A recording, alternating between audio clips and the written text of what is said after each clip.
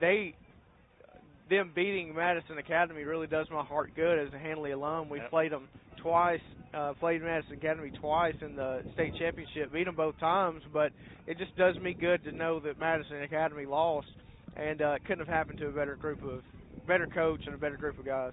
Yeah, Hanley has had the Alabama effect on Madison Academy, where you just play a team and you break a team. Yeah.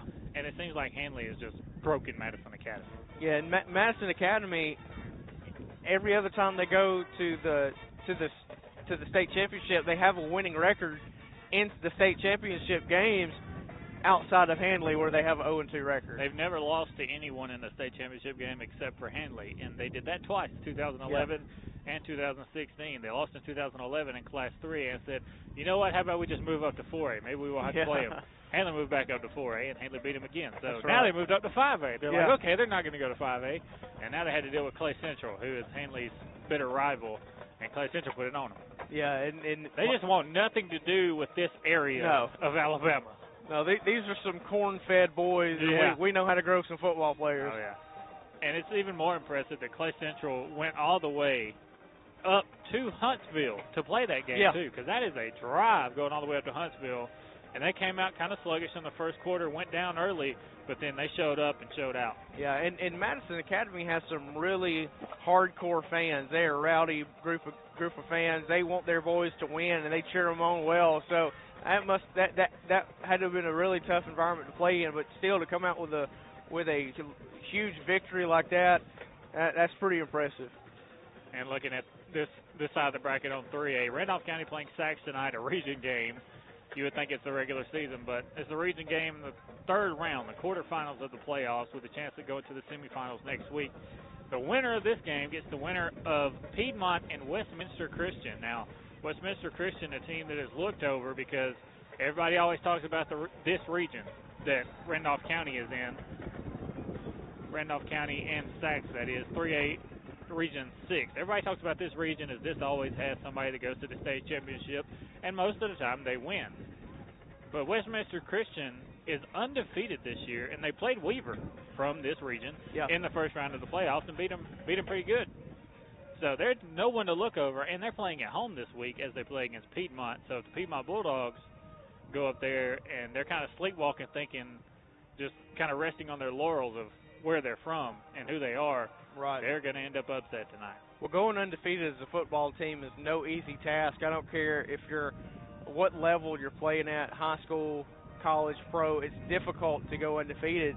And so if Piedmont looks over this undefeated team, they're going to find themselves in a bad situation. You have to go in, respect the opponent, even though that your region is considered one of the best and they always have somebody go to the championship.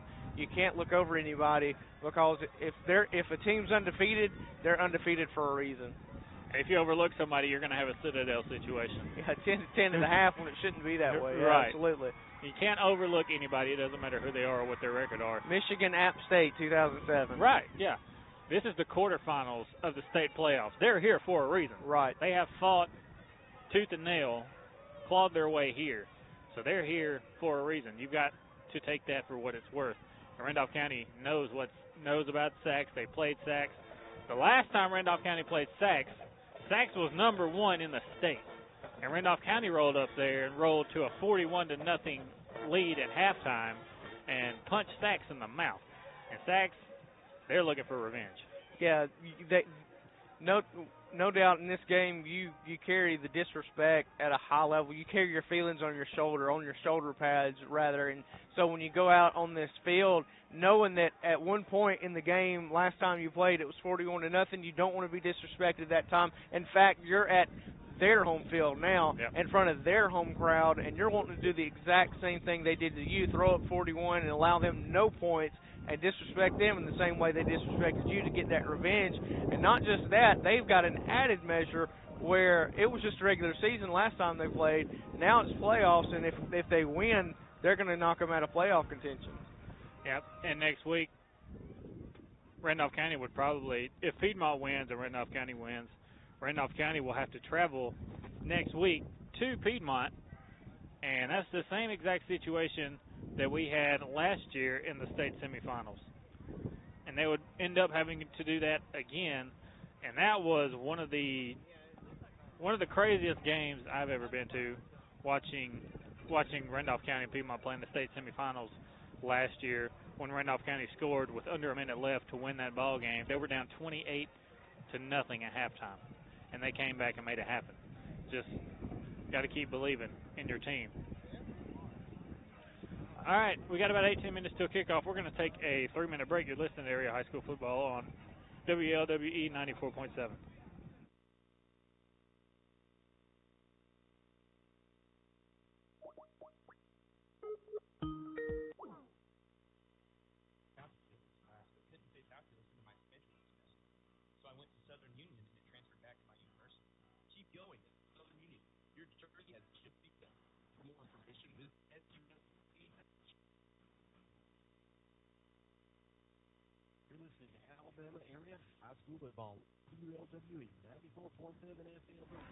Welcome back to Randolph County High School. Randolph County getting ready to face off against Saxe tonight in a big Class 3A quarterfinal game. The winner of this game gets the winner of Westminster Christian versus Piedmont, and if Piedmont wins, the winner of this game is going to have to travel up there to the Field of Champions. We've seen that scenario happen before. You guys, I don't think y'all have ever been to the Field of Champions, but it is a very, very nice facility. It's a college-level facility at a 3A level. It's a very nice place, and it'd be love to go back up there. So we're hoping Randolph County can come out with a win. And if Westminster Christian wins, Randolph County is going to have to go up there next week. So Randolph County, if you win tonight, you're going to have to travel next week. But it's either you travel to Piedmont, which is not too far away, or you have to go to Westminster Christian, which is a little bit further up north. Yeah, but to be able to travel to that game, you got to take care of business tonight. Otherwise, you're traveling to the house next week. Yeah. Or you're just going home after this game and pulling out the basketball. You're ready for basketball season. I know Coach Drummond loves basketball season, but it's not that time yet. Yeah, you don't want it to come early. Exactly. You don't want basketball season to come early. Another big-time game going on. Clay Central, they're going to Etowah. They got to go to Attala. That's in Attala, which is about an hour and a half from from Central Clay County High School. They traveled last week all the way to Huntsville. They had to travel again this week, but hopefully they can come out with a huge win and advance to the semifinals. And the funny thing is, the other side of that, the winner of Clay Central and Etowah has to play the winner of Mortimer Jordan and Jasper. And if you think back to Clay Central's season, they have 3 losses on the season. They lost to Ben Russell the first game. They lost to Mortimer Jordan off the field goal thing. And then they lost to Jasper as well off a kind of a late ball game thing where they had 6 turnovers in that game. So Clay Central, they're on the revenge trail as well. And if they win tonight, they're going to get one of those 2 and try to get it back. Yeah, so, regardless of who wins that game, they're going to be able to have an opportunity to play a team that they lost to and have a measure of revenge against either one. Quite honestly, the game that I would like to see would be Clay County and Mortimer Jordan, right? Just because of the bad fashion that they lost that game in. Yeah. They really should have won that game, and I think they want redemption in that game probably above any other games that they lost. Yeah, I agree as well, but you can't think about that this week. You've got to think about that next week because both of you have to win to get to that point. But of course, with everything that happened after that, they're gnawing their way trying to get back to that team and play Mortimer Jordan again. But they'd love to play Jasper again, too, because that's the region opponent, and that's the team that barely beat them. Let's see. No, Mortimer Jordan's the region opponent. And Jasper, they played them as well and lost 13-10, I do believe. Yeah. So there's 2 close games that it could have went either way, but you had too many turnovers against Jasper. So definitely games that are winnable. They just have to win tonight against Etowah. And Etowah is the team that went to the state championship game last year. But Clay Central, in their first year under Danny Horn, all the way to the quarterfinals so far. What a tremendous job he has done. Yeah, just a fantastic job by Coach Horn, what he's done with that Clay County team this year. All right, we got about 14 minutes until kickoff. We're going to take a 3-minute break. You're listening to Area High School Football on WLWE 94.7. I choose Southern Union? Between working and family responsibilities, I thought I'd never be able to go to school. But Southern Union offered flexible schedules for both day and night courses. At Southern Union, I was able to take classes that gave me hands-on experience to aid in my future career. I really needed a calculus class, but couldn't fit calculus into my schedule this semester. So I went to Southern Union and it transferred back to my university. Keep going at Southern Union. Your journey has just begun. For more information, visit suscc.edu. Life is a tough game, and when it gets tougher, say from auto accidents, falls, or even medical conditions, expert rehabilitation services can get you back in the game. Nowhere can you find better rehab services than the Rehab Center at TRC, formerly known as the Inn. New name, same great service with intensive physical, occupational, and speech therapy 6 days a week. Our therapists are trained in hip and knee replacement, strokes, amputations, cardiac disease, and many other debilitating diseases. The Rehab Center at Trailers Retirement Community covers East Alabama and West Georgia's premier rehab center. Call 334-863-3500. Some of us were just born with dull or discolored teeth, but they don't have to stay that way. In just about an hour, Dr. Michael Edwards can give you that $1 million bright white smile you've always wanted. That's all the time it takes in his office, or you may like to do it at home. Dr. Edwards also offers a convenient 3-week at-home whitening program. Both are completely safe and approved by the American Dental Association and the FDA. Don't let dull or discolored teeth keep you from smiling. Call Dr. Michael Edwards in Wedowee for an appointment or consultation at 256-357-2882. At RMC, we love serving people in small towns throughout Northeast Alabama. But there's nothing small about the care we provide. For example, we're a member of the UAB Cancer Network, have been awarded the Blue Distinction Award for Cardiac Care by Blue Cross Blue Shield of Alabama, and are rated in the top 5% in the country by the Commission on Cancer. It's not about the size of the town. It's about the strength of our regional health system. Regional Medical Center. Advanced technology. Advanced care. East Alabama Truck Repair in Wedowee offers all kinds of services for your big rigs, 18-wheelers, and heavy trucks, such as mechanical, air conditioning, transmissions, tires, brakes, oil changes, towing, service calls, and much more. East Alabama Truck Repair is owned by Jimmy Barnett, and Jimmy is an ASE-certified master medium/heavy truck technician. East Alabama Truck Repair is located at 1306 County Road 4 in Wedowee. Call East Alabama Truck Repair for an appointment today at 256-589-4488 or 256-357-2580. Banking local matters. When you keep your money here, it stays in the community to support local businesses and schools and farms. At First Bank of Alabama, we've been serving this area for more than 160 years. We care about our community and the people who live here. So when you bank here, you make being here better for all of us. First Bank of Alabama, the official bank of here. FirstBankAL.com. Equal housing lender. FDIC. You're listening to Alabama Air School Football on WLWE 94.7 FM, 1360 AM, and online at LC3.com. Welcome back. We got about 10 minutes until kickoff for this huge quarterfinal ball game between the Tigers of Randolph County and the Wildcats of Saxe. And tonight, in Randolph County's case, they're hoping Saxe doesn't have their head in the game coming into this one. They've got revenge on the brain. Randolph County, they don't need to think ahead because you're 2 games away from maybe getting redemption at the Super 7, this time in Jordan-Hare Stadium, as they went to state last year and played Hillcrest Evergreen and came up a tad short. But you can't think about the Super 7 yet.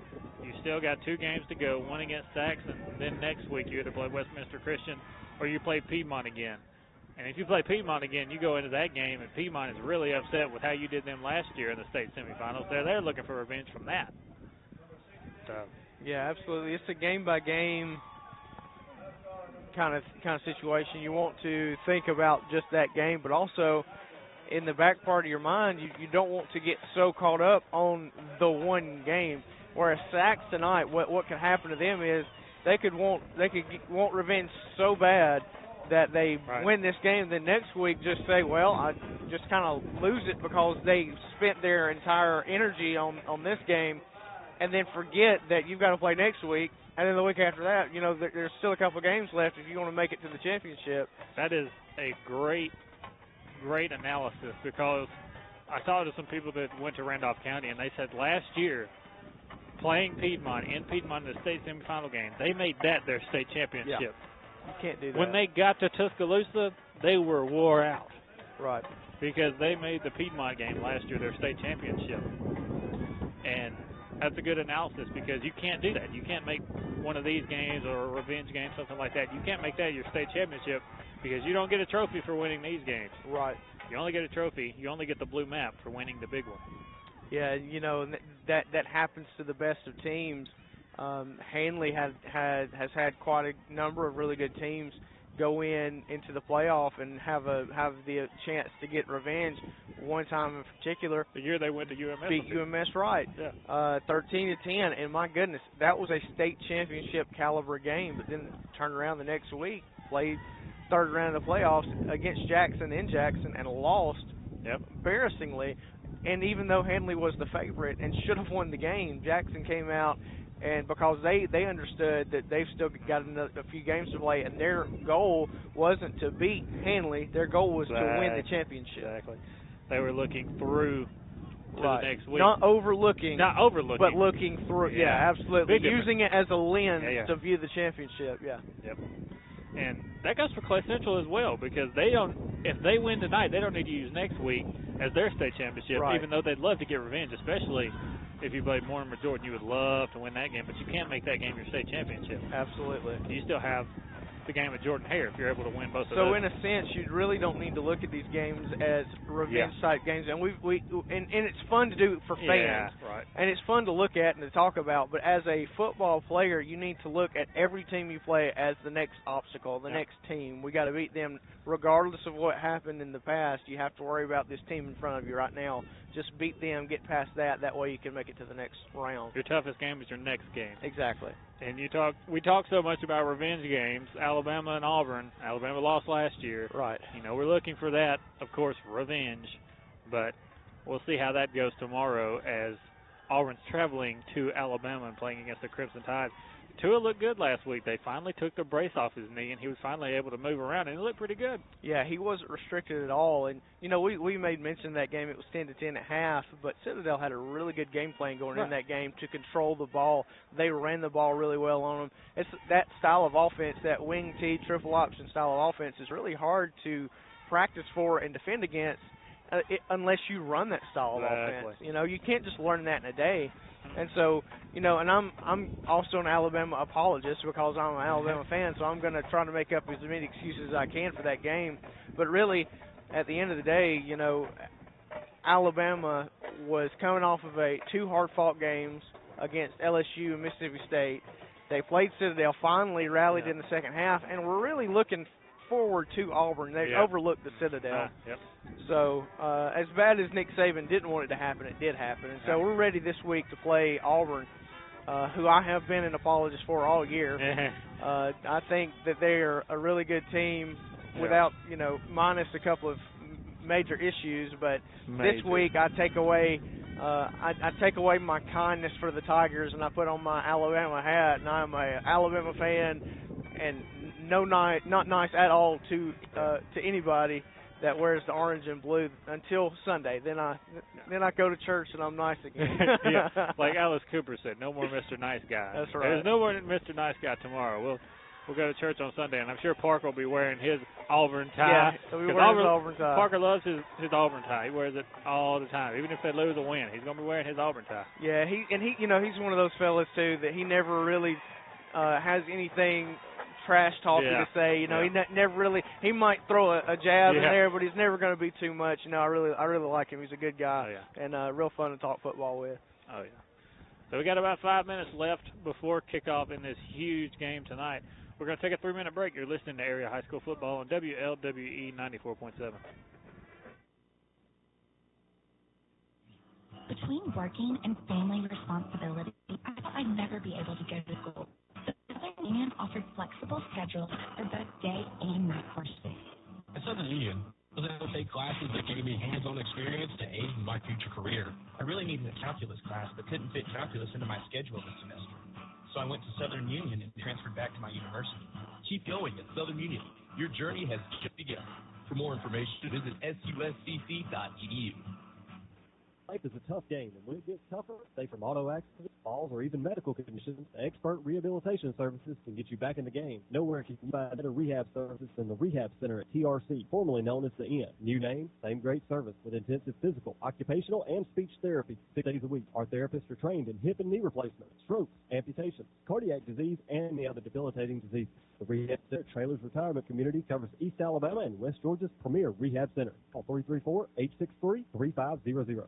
Start your children off with good dental care, and you and they will save money in the long run. That's because small problems can be caught early before they become major problems. Dr. Michael Edwards in Wedowee can help put your child on the right dental path and keep them there. Teeth sealants can help prevent decay and the sometimes painful results that can make your child afraid of maintaining good dental health. Dr. Edwards offers expanders and space maintainers to keep teeth perfectly aligned and is licensed for pediatric IV sedation. Call Dr. Edwards for an appointment or consultation at 256-357-2882. Banking local matters. When you keep your money here, it stays in the community to support local businesses and schools and farms. At First Bank of Alabama, we've been serving this area for more than 160 years. We care about our community and the people who live here. So when you bank here, you make being here better for all of us. First Bank of Alabama, the official bank of here. FirstBankAL.com. Equal housing lender, member FDIC. It's your home or car. It's the 6 months you save for your Ultra HD flat screen just in time for football season. And the overtime you work for the third car so your team can drive himself to practice. While other insurance companies just see them as a bundle or combo, State Farm agent Ken Seifert sees your home and car as things you really work hard for. Ken understands what your things really mean to you, and he's here to help you give them the protection they deserve. Talk to State Farm agent Ken Seifert in Roanoke for your home and auto insurance today. Randolph County Concrete would like to thank our police officers, Sheriff's Department, Rescue Squad, and volunteer firemen for their continuous efforts to keep our businesses, families, and communities safe, putting themselves in harm's way every day. Thank you all. You're listening to Alabama Area High School Football on WLWE 94.7 FM, 1360 AM, and online at eagle1023.com. Getting ready for kickoff here at Ron Waters Field between Randolph County and Sachs. A huge game tonight. The quarterfinals in Class 3A. Class 3A North, that is. And we were talking about Oklahoma's playing West Virginia tonight. They'll have to play again next week, probably, for the Big 12 championship game, I do believe. But we were talking about Kyler Murray and how everyone wants him to win the Heisman over Tua. But the thing is, name a team they played that has actually had a defense. And also, they played Kansas last week and gave up 40 points. So I'm sure you're going to get the ball a lot if you give up 40 to Kansas. That's right. You would think if you're playing Kansas and give up 40, you're playing basketball. Yeah, and Oklahoma's one of those teams, too, where you said name a team that they play that has a defense, but name a team. I mean, Oklahoma doesn't even have a defense because it's just it's that Big conference. 12. Yeah. West Virginia, they don't have a defense. They got Will Greer. I'll give them that. Captains tonight for Randolph County, number 8, Atario Hester, and number 68. Number 68, Charles Pinkard Jr. Sachs coming out in the white jerseys and silver breeches. Randolph County won the toss. They deferred to the second half. So Sachs will get the ball first. Randolph County will start on defense. Sachs is going to field the ball, and they're going to move from our right to our left. Sachs in silver helmets with a white stripe down the middle, outlined in red on both sides. White jerseys with red numerals and red letters of Sachs going across right over the red numbers. Silver breeches with a white stripe down the middle outlined in red. And the logo for Sachs is a red S. Looks just like the Stanford S, if you've ever seen how they do it. If you've ever seen the logo for Stanford, not the tree logo, but if you've ever seen the S logo, that's exactly how they look.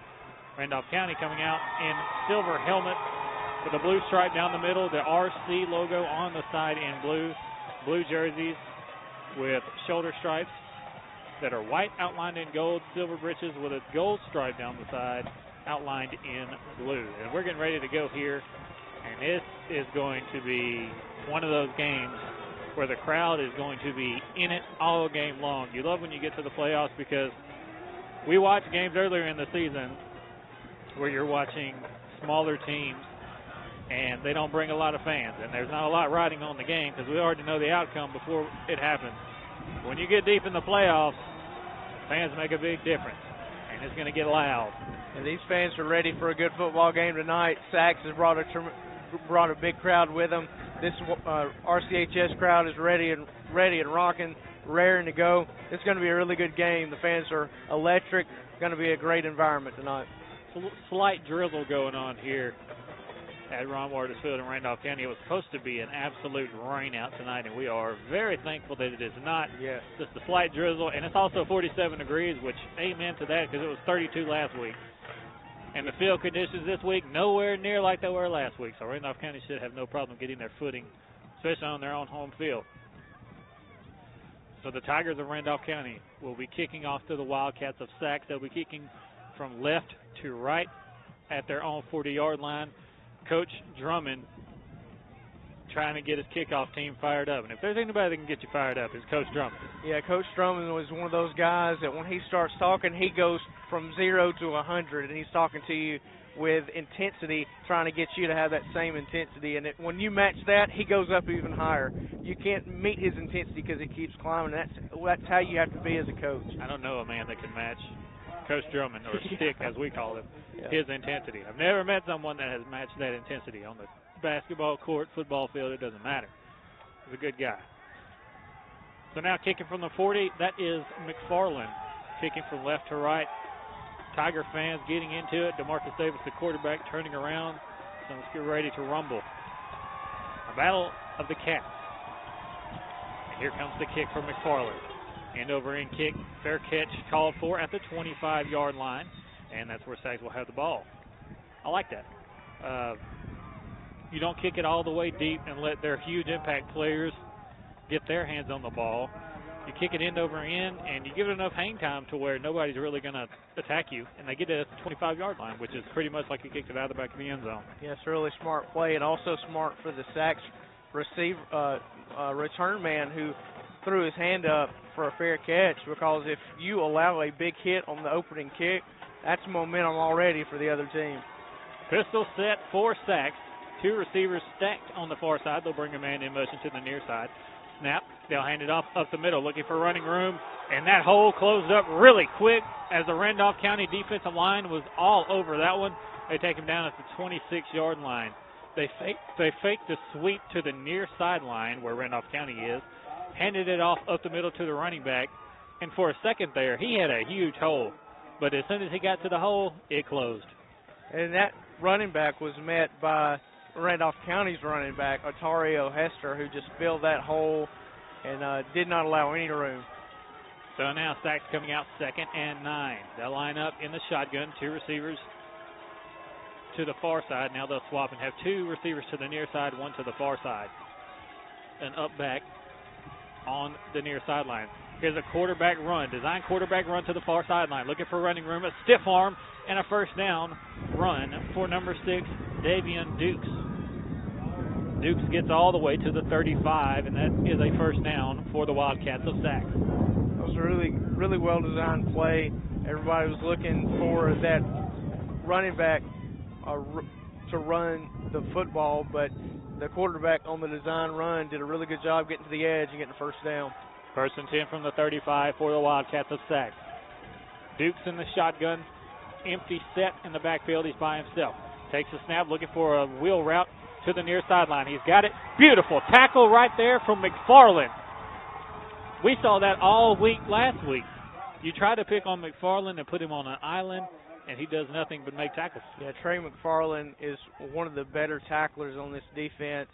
If he finds you an open space, he's going to get you on the ground. Very rarely does he miss a tackle, and right there was a case in point. Shotgun set now, a single receiver to the near side. They'll stack the line to the far side of the field.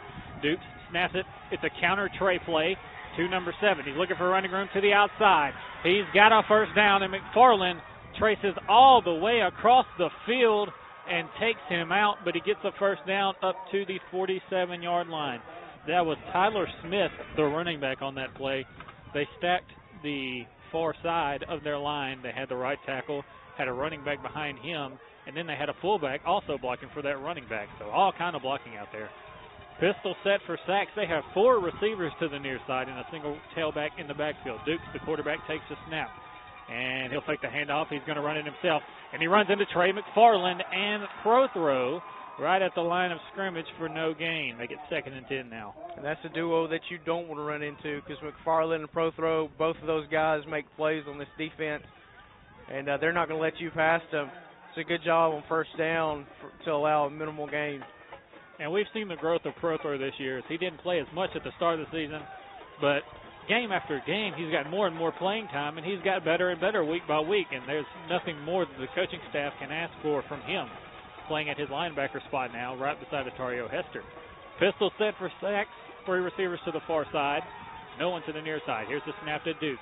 Handed off to the near side, looking for running room. He's kind of tripped from behind, but he keeps those legs turning and gets going, but he's finally brought down, and that is number 19, Keyshawn Garrett, with a tackle on sacks that play. Way to not give up on the play. Number 5 from Randolph County, Marco Woodgett, was in the backfield trying to bring him down, and he grabbed him by the shoelace and tripped him, and that's what helped the tackle be made on that play. Keyshawn Garrett's usually making plays breaking up passes, but that time he makes a play on the run. It's good he was there because he made a good tackle for minimal yardage. Shotgun set on 3rd and 9. 3 receivers to the far side, 1 to the near side. Cobb, the running back, off of his quarterback's left hip. They'll bring a man in motion to the near side. Here's the snap to Duke. Dropping back to pass. Woodgett all over him, but Woodgett slips down and falls. And big hit in the backfield. They'll bring him down. He gets a gain of about 4 on the play. He stepped up in the pocket and received a shot from the Tiger defense, but they didn't wrap him up. You can take all the shots you want, but if you don't wrap them up, they're more than likely not going to go down. Yeah, you got to wrap up and make sure that you've secured the tackle. You can't just hit with your shoulder. That's not going to, because if a guy's strong enough, he's going to stay on his feet with that hit. And this is definitely 4-down territory here. 4th and 4 from the Randolph County 46-yard line. Pistol set for sacks. 2 receivers to the far side, 1 to the near side. Duke's the quarterback. He tried to get Randolph County to jump, and he did. Marco Woodgett jumped off sides, and Coach Drummond is livid. Yeah, you can't do that. Free first down. You got to keep your head in the game there. You know good and well, you know that this has happened earlier in the season. People are going to try to draw you off on this 4th and 4 or shorter, and you've got to make sure that you have your head in the game, that you don't jump until that ball snaps. Shotgun set now for Dukes. 2 receivers to the far side of the field. 2 running backs in the backfield. That is Jonathan Cobb and Gibbs Jr., and there's a flag on the play. The flag was thrown right at the defensive line, but Atario Hester pointing at the left guard saying he jumped. And he, in fact, did jump. So that'll back him up 5 yards. Yeah, it was just a small flinch, but the referee was standing right behind Atario, and as soon as he flinched, Atario pointed. The referee threw the flag, and that's going to be a 5 yards in the wrong direction for sacks. Same setup here. Duke's the quarterback. 2 receivers to the far side. Here's the snap. Handoff to the far side of the field. Looking for the edge is number 3. And beautiful play right there from the defense of Randolph County. Multiple Tigers in on that stop. Jonathan Cobb was trying to get to the edge, but he never had the chance to get there. There's going to be a flag on this play, too. The head ref threw the flag this time, and it's in the area of what could be a holding, but we'll wait and see what he calls. Holding on the offense. Just as Micah said, holding on the offense, that will back them up even more. So he's looking over at Coach Prester saying, do you want to accept this or decline it? Because if you decline it, it's going to be 2nd and 15 anyway. Yeah, it's just one of those things. Do you want to back them up and trust your defense to back them up even more, or do you just want to go with the down and distance that you normally would have? And pistol set now. 3 receivers to the far side for Dukes in the pistol. His fullback is number 20, Gibbs Jr., off of his right hip, and in the backfield is Jonathan Cobb. They'll take Jonathan Cobb out to the far side of the field. Hand it off up the middle. This one is going nowhere. Randolph County's defense all over it, and that's going to be 2nd and even longer. We saw in the Wadley game a team that for predominantly runs the football, that this is a team that you don't want to try to run the football on. Absolutely. You know, we said it last week that you have to be consistently better on the line of scrimmage with this Randolph County team. And yes, Sachs has had some pretty good plays so far tonight, some breakaway runs for some first downs, but consistently tonight so far, Randolph County has controlled the line of scrimmage, and that could be the story for the rest of the game. Second and about 30. Duke's in the shotgun, 2 receivers to the far side. He'll take the snap, hand off to Cobb on the far sideline, looking for running room. Cobb cuts it up. Big hit! DeMarcus Davis, the quarterback, laid Cobb out. He just cleaned his clock. Cobb gets up trying to find the license plate number off the truck that just ran him over. He got a pretty good little gain there, but at what cost? Yeah, the police here tonight are going to arrest Davis for a hit and run because that was illegal. That was a nasty hit. And what just a tremendous heads-up play to fill a hole and make a good, clean tackle so a runner couldn't get any more yards upfield. Third and long now for Sachs. 6.5 minutes left in the first quarter. Randolph County has yet to possess the football as Sachs has got the ball and kind of sat on it a little bit. Shotgun set for receivers to the far side, one to the near side. They'll bring Cobb in motion to the far side as well. Dukes brings the wide receiver in motion, and before the snap, flag on the play. Micah signals that it is false start, and I second that motion because there was a lot of motion going on there. And that's exactly what it is. That'll back them up 5 yards.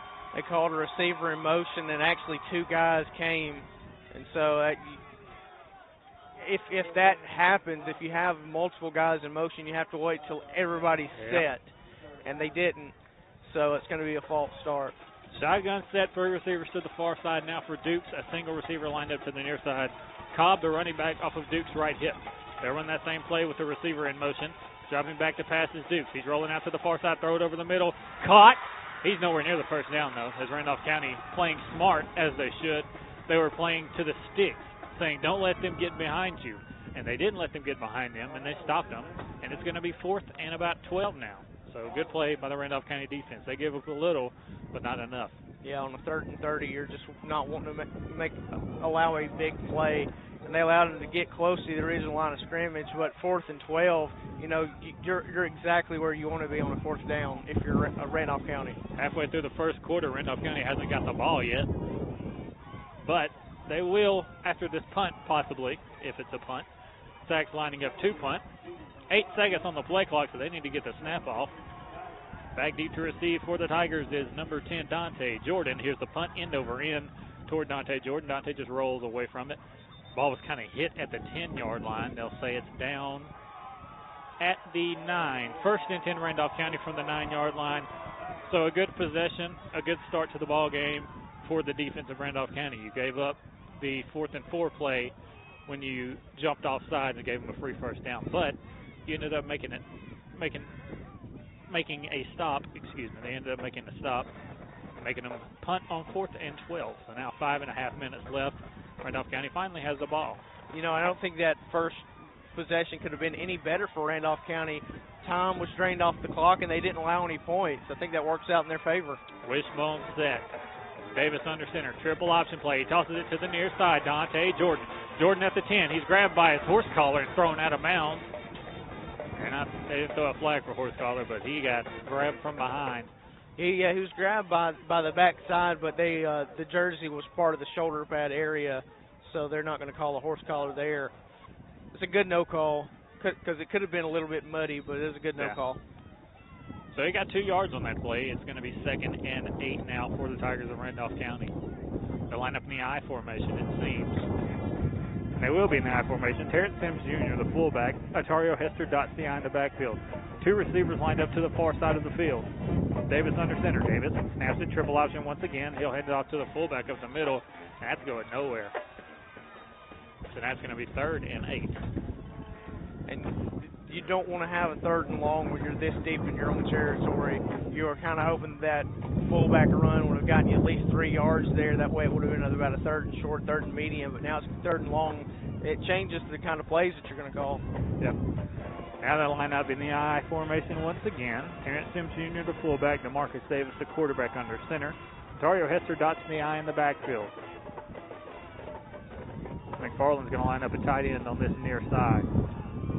There's the snap, toss to the far side to Hester. Hester looking for running room. And he gets a little bit, but not enough. Not anywhere near enough. He'll get 2 yards, and it's going to be 4th and about 5. So now Randolph County is going to have to punt. That's one thing, though.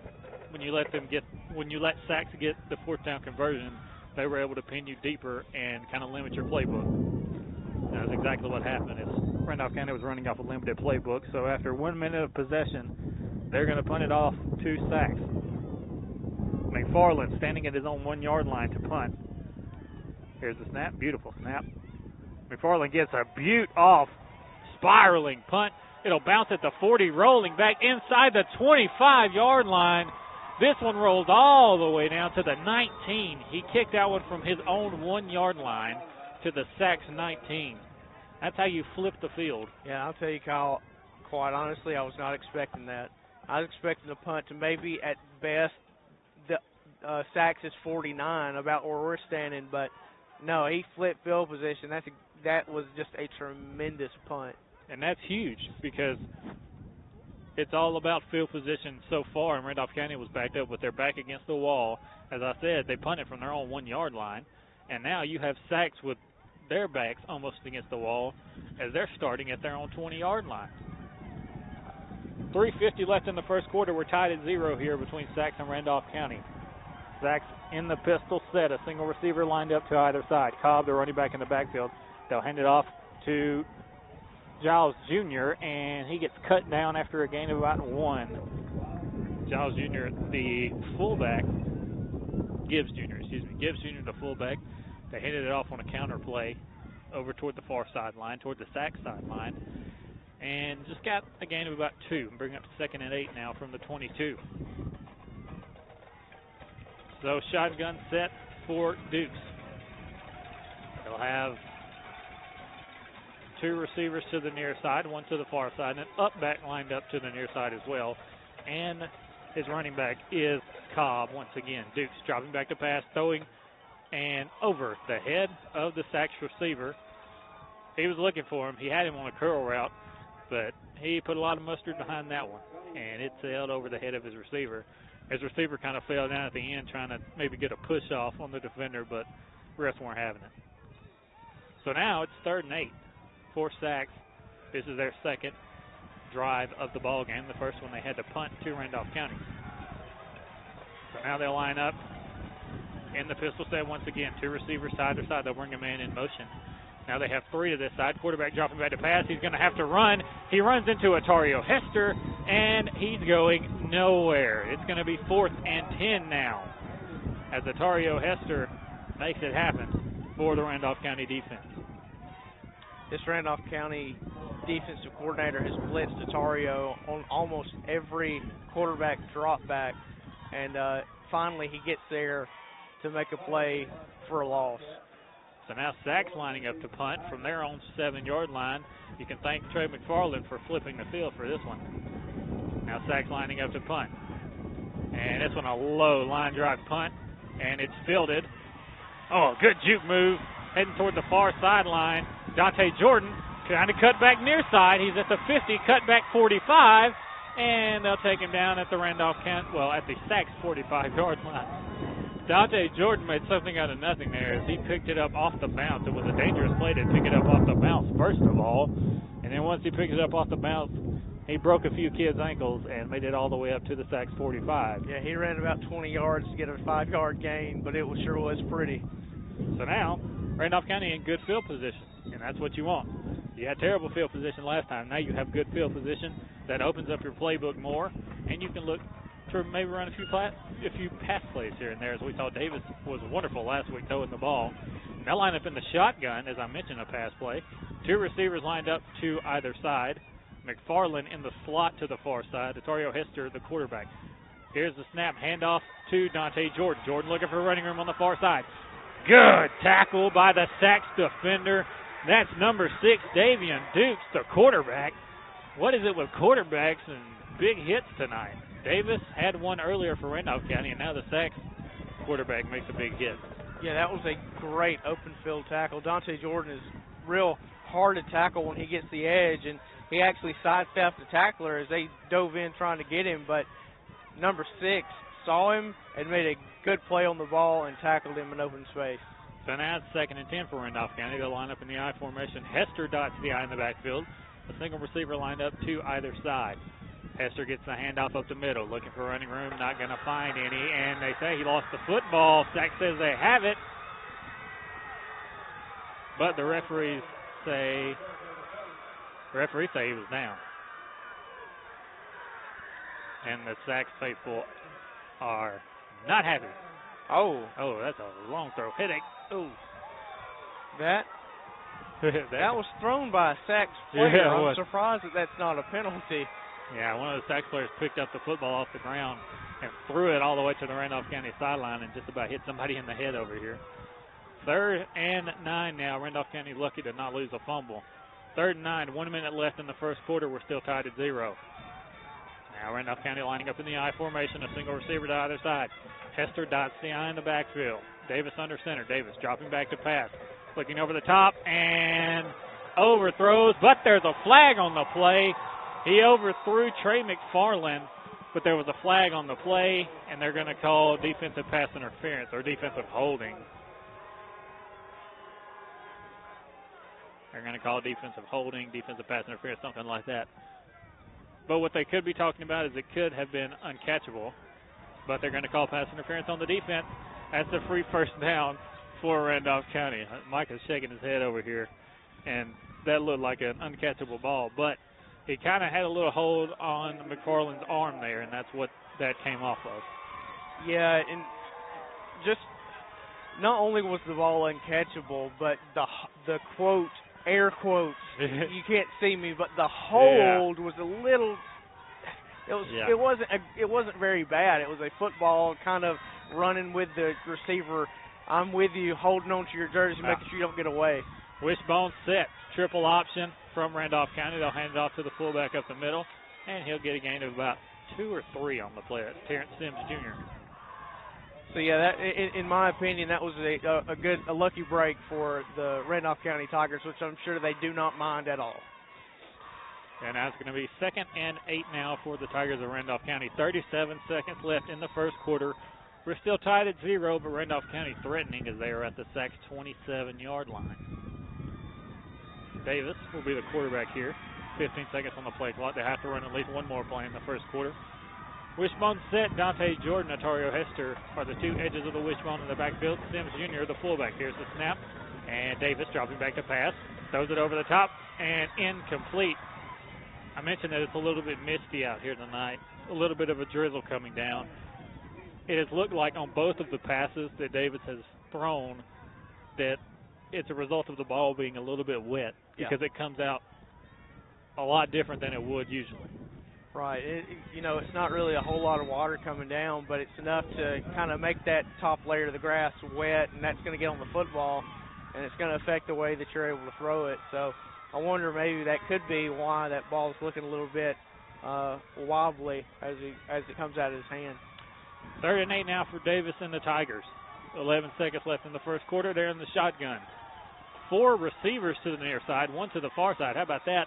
And a timeout for Coach Prestridge as his linemen weren't set up on that play. Coach Prestridge calls the timeout. We'll take a 30-second break. You're listening to Area High School Football on WLWE 94.7. Why choose Southern Union?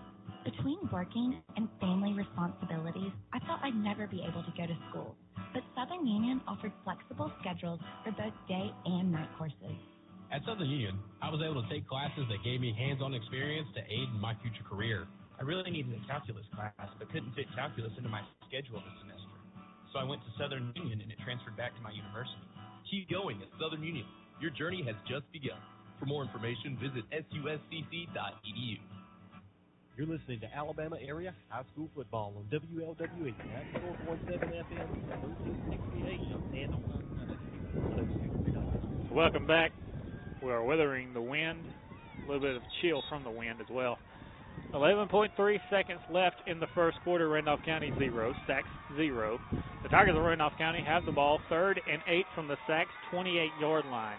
They'll line up in the shotgun set, an empty shotgun set that is. 4 receivers to the near side, 1 to the far side. Davis is the quarterback on this 3rd and 8 coming out of the timeout. Here's the snap to Davis. He's rolling to the near side, looking over the middle, steps up, throws it. Caught! All the way down to the 13-yard line. That's good enough for a Tiger first down. And that one did not look like there was any moisture on that ball as he threw that one to Trey McFarland for a big first down. Yeah, that was a really good play, really good throw, and a great catch for a first down there. So now, 1st and 10 from about the 19-yard line. Let's see, no, not from the 19. From the 14, and that's the end of the first quarter. We're tied at 0 at the end of the first quarter. We'll take a 1-minute break. You're listening to Area High School Football on WLWE 94.7. Tanner Health System is advancing health, expanding the possibilities for health in our community. From allergists to urologists, we're everywhere you are, when and where you need us most. Brought to you by the brilliant minds that are making exceptional health possible in our community. We know it takes much more than medicine. It takes medicine beyond measure. Call 770-214-CARE or learn more at tanner.org. Banking local matters. When you keep your money here, it stays in the community to support local businesses and schools and farms. First Bank of Alabama, we've been serving this area for more than 160 years. We care about our community and the people who live here. So when you bank here, you make being here better for all of us. First Bank of Alabama, the official bank of here. FirstBankAL.com. Equal housing lender, member FDIC. You're listening to Alabama Area High School Football. WLWE 94.7 FM. Welcome to the start of the second quarter here at Ron Waters Field. 1st and 10 for the Tigers of Randolph County. They'll line up at the 15-yard line in the wishbone set. Fullback dive, Terrence Sims Jr. He's down to the 5-yard line. And they'll take him down at about the 4 or the 3. He's close to another Randolph County first down. If you're just joining us, good evening here from Ron Waters Field, beautiful campus of Randolph County High School. We're tied at 0 between Randolph County and Sachs. Both teams have had 2 possessions. This is Randolph County's second possession. Started off the game, Sachs got the ball. They drained off half of the first quarter, but did not get anything out of it. They punted to Randolph County. Randolph County had the ball on their own 9-yard line, had to punt it. And Sachs got the ball back. They had to punt it, and this is Randolph County's ensuing drive after that. Wishbone set, 1st and goal from the 5. Davis under center, snaps it. Triple option. Sims Jr. dives for the pylon. They'll say he's down at the 1-yard line. But Randolph County facing a 2nd and goal from the 1-yard line. Pretty good odds for the Tigers. Absolutely, and especially with what they're running right now, the wishbone formation, you're able to run it with your quarterback as a quarterback sneak on the 1-yard line, run it with the fullback, pitch to either running back as they make that wishbone look. Yep. So you've got quite a bit you can do with this, and the odds are in their favor. So now they line up in the wishbone once again. Let's see if they give it to Terrence Sims Jr. Let him finish off the drive. He's had the last 2 carries and did a great job. Here's the snap, handoff, Hester, touchdown, Tigers! Atario Hester waltzes into the end zone, confetti flies, and the Tigers have scored.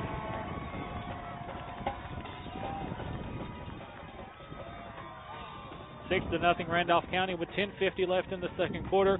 The Tigers have drawn first blood. It's a good drive right there from Randolph County. Now here comes the PAT attempt from Randolph County. The kick is up. I don't know how he got that one off. The kick is up and over the Tiger den, and it is good. Braxton Daniel kicked that one up, and he kicked it over the field house. Fully cleared the field house, but the kick was good. 7-0 Randolph County with 10:50 left. We'll take a 30-second break to listen to Area High School Football on WLWE 94.7. What does Mike Fields really do? Does he fix fenders and hoods? Does he straighten frames? Does he paint things? Does he work with insurance companies? What does Mike Field's Body Shop really do? Well, they do all those things, but what they really do is take a wreck and turn it back into the car that I love to drive, the car that I like to get behind the wheel and just drive and drive. Thank you, Mike Field's Body Shop, for doing what you do, because you do it right. Mike Field's Body Shop, 123 Industrial Drive, Roanoke. You're listening to Alabama Area High School Football on WLWE 94.7 FM, 1360 AM, and online. Welcome back. The Tigers of Randolph County have struck first. They're up 7-0 with 10:50 left in the second quarter. They played great defense, and on that drive they had a great offense. They ran the ball down the field, threw the ball down the field, did everything they had to do. Davis had a great throw on 3rd and 8 to McFarland, and that's what kind of set up the touchdown. Score update from Clay Central and Etowah. Clay Central 7, Etowah 0. That one's in the first quarter still. That was 5:25 left in the first quarter. Clay Central on top of Etowah. Here comes the kick from McFarland. Oh, beautiful end-over-end kick. This one fielded at the 10-yard line. Now looking for running room is the Sachs Wildcats. Number 1 trying to get by Dante Jordan.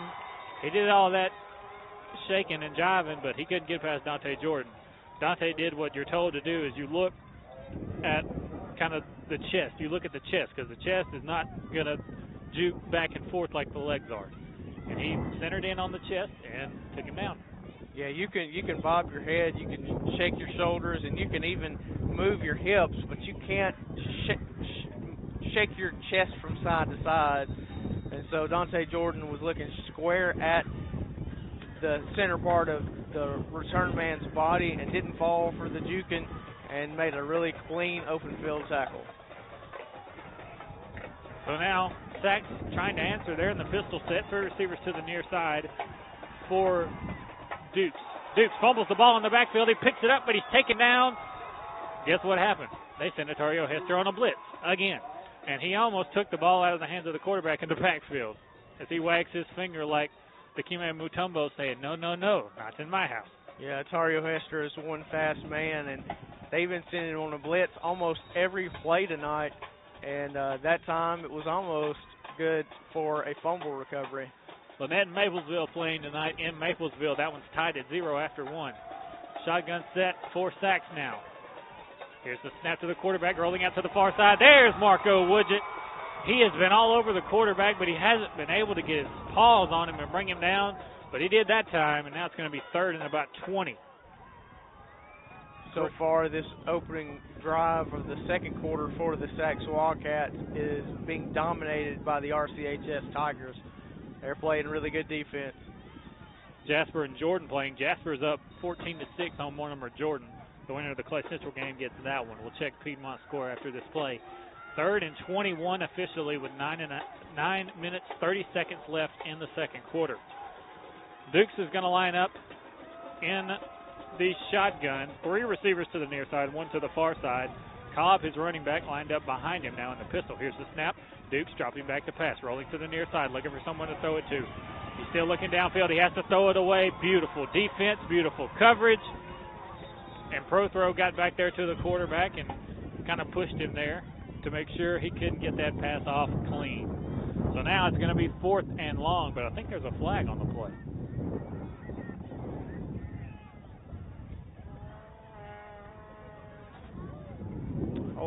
Holding on the offense, but if I am Coach Pressers, I'm not going to take it because it's going. Yeah, he's declining it because it's going to be 4th and 21. I would decline it as well. So Westminster Christian playing Piedmont. At the end of the first quarter, Westminster Christian is up 7-6. Like I said, don't sleep on Westminster Christian. They're undefeated coming into this game. 7-6 at the end of the first there. And if Randolph County wins, they have to travel to either Westminster or Piedmont. The snap over the punter's head. He fumbles it in the end zone, picks it up, almost blocked, but it bounces, and Davis catches it, and he's snowed under at the 35-yard line. A collective jump from 4 of the coaches from Randolph County as Davis picked that one up off the bounce because it went off his fingertips and up into the air, and they thought they almost gave a turnover back to Sachs. But now it's 1st and 10 Randolph County from the Sachs 35. So beautiful field position once again for Randolph County and a chance to extend your lead. Yeah, it's a beautiful field position off of just an all-around ugly play by both sides. But now you're in good prime position to score again before halftime with 9 minutes left to go in the second quarter. So now the I formation. Hester dots the I, handoff Hester up the middle. And a good run for 9 yards on first down. Came in like a wrecking ball on that one. They finally brought him down, but it took multiple Wildcats to do it. 2nd and 1 now from the 26-yard line.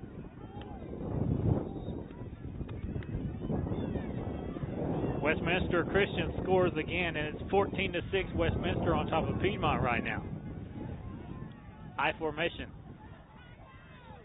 And everybody jumped. That is good luck. Yeah.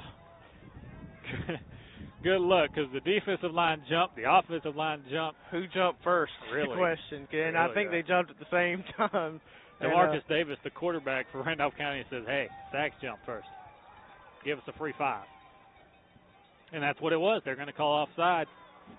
Offsides on Sachs. That's a free first down for the Tigers of Randolph County.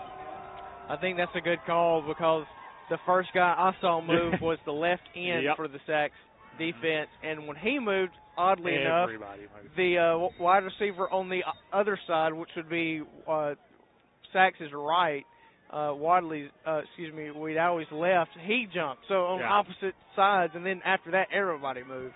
So now 1st and 10 from the 21, I formation now. Hester dots the I in the backfield. Davis snaps it.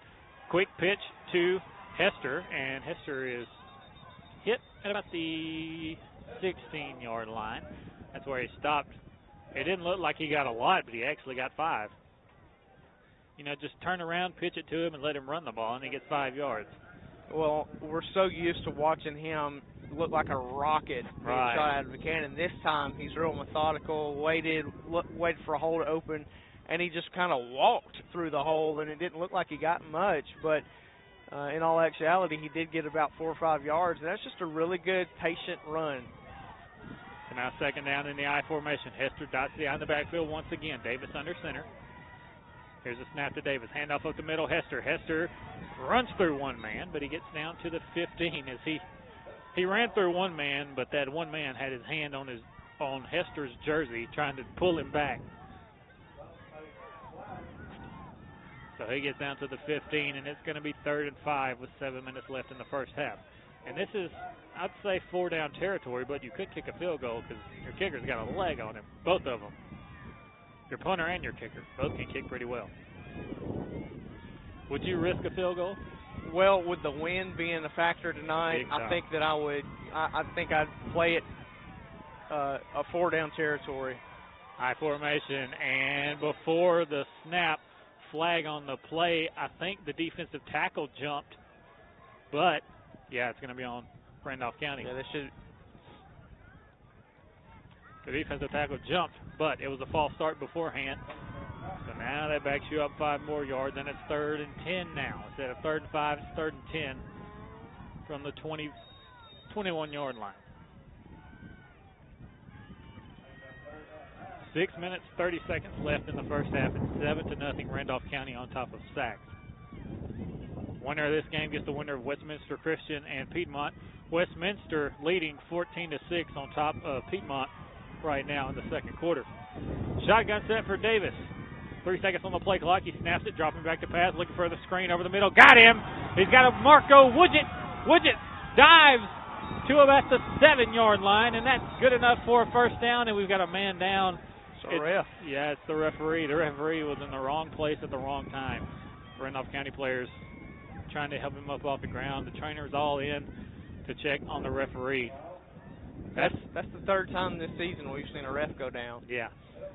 That's just really dangerous there. When they threw a screen pass right over the middle, and he's standing there in the middle, and he got cracked in between 2 players. And referees aren't wearing pads. He gets up, walks away. He says, I'm good. Let's keep going. Gets a handshake from the defensive tackle from Sachs. Good sportsmanship on both sides. Shout out to the referee. Way to take a hit and keep going. If I'm that ref, I'm wanting a little bit of a bonus from the guys that are paying me. Yeah, really. You mean I have to put up with getting hit too? Man. Did you see the hit that the Georgia game, the woman that was on the Laura sideline? Rutledge. Yeah, Laura Rutledge. She got demolished. Yeah, she was a champ about that. Yes, she got right back up. Yes, she was. And then the Georgia player had the gall to send her a tweet to try to hit on her. I was like, come on, man. Wildcat formation for the Tigers of Randolph County. They'll get down to the 5-yard line.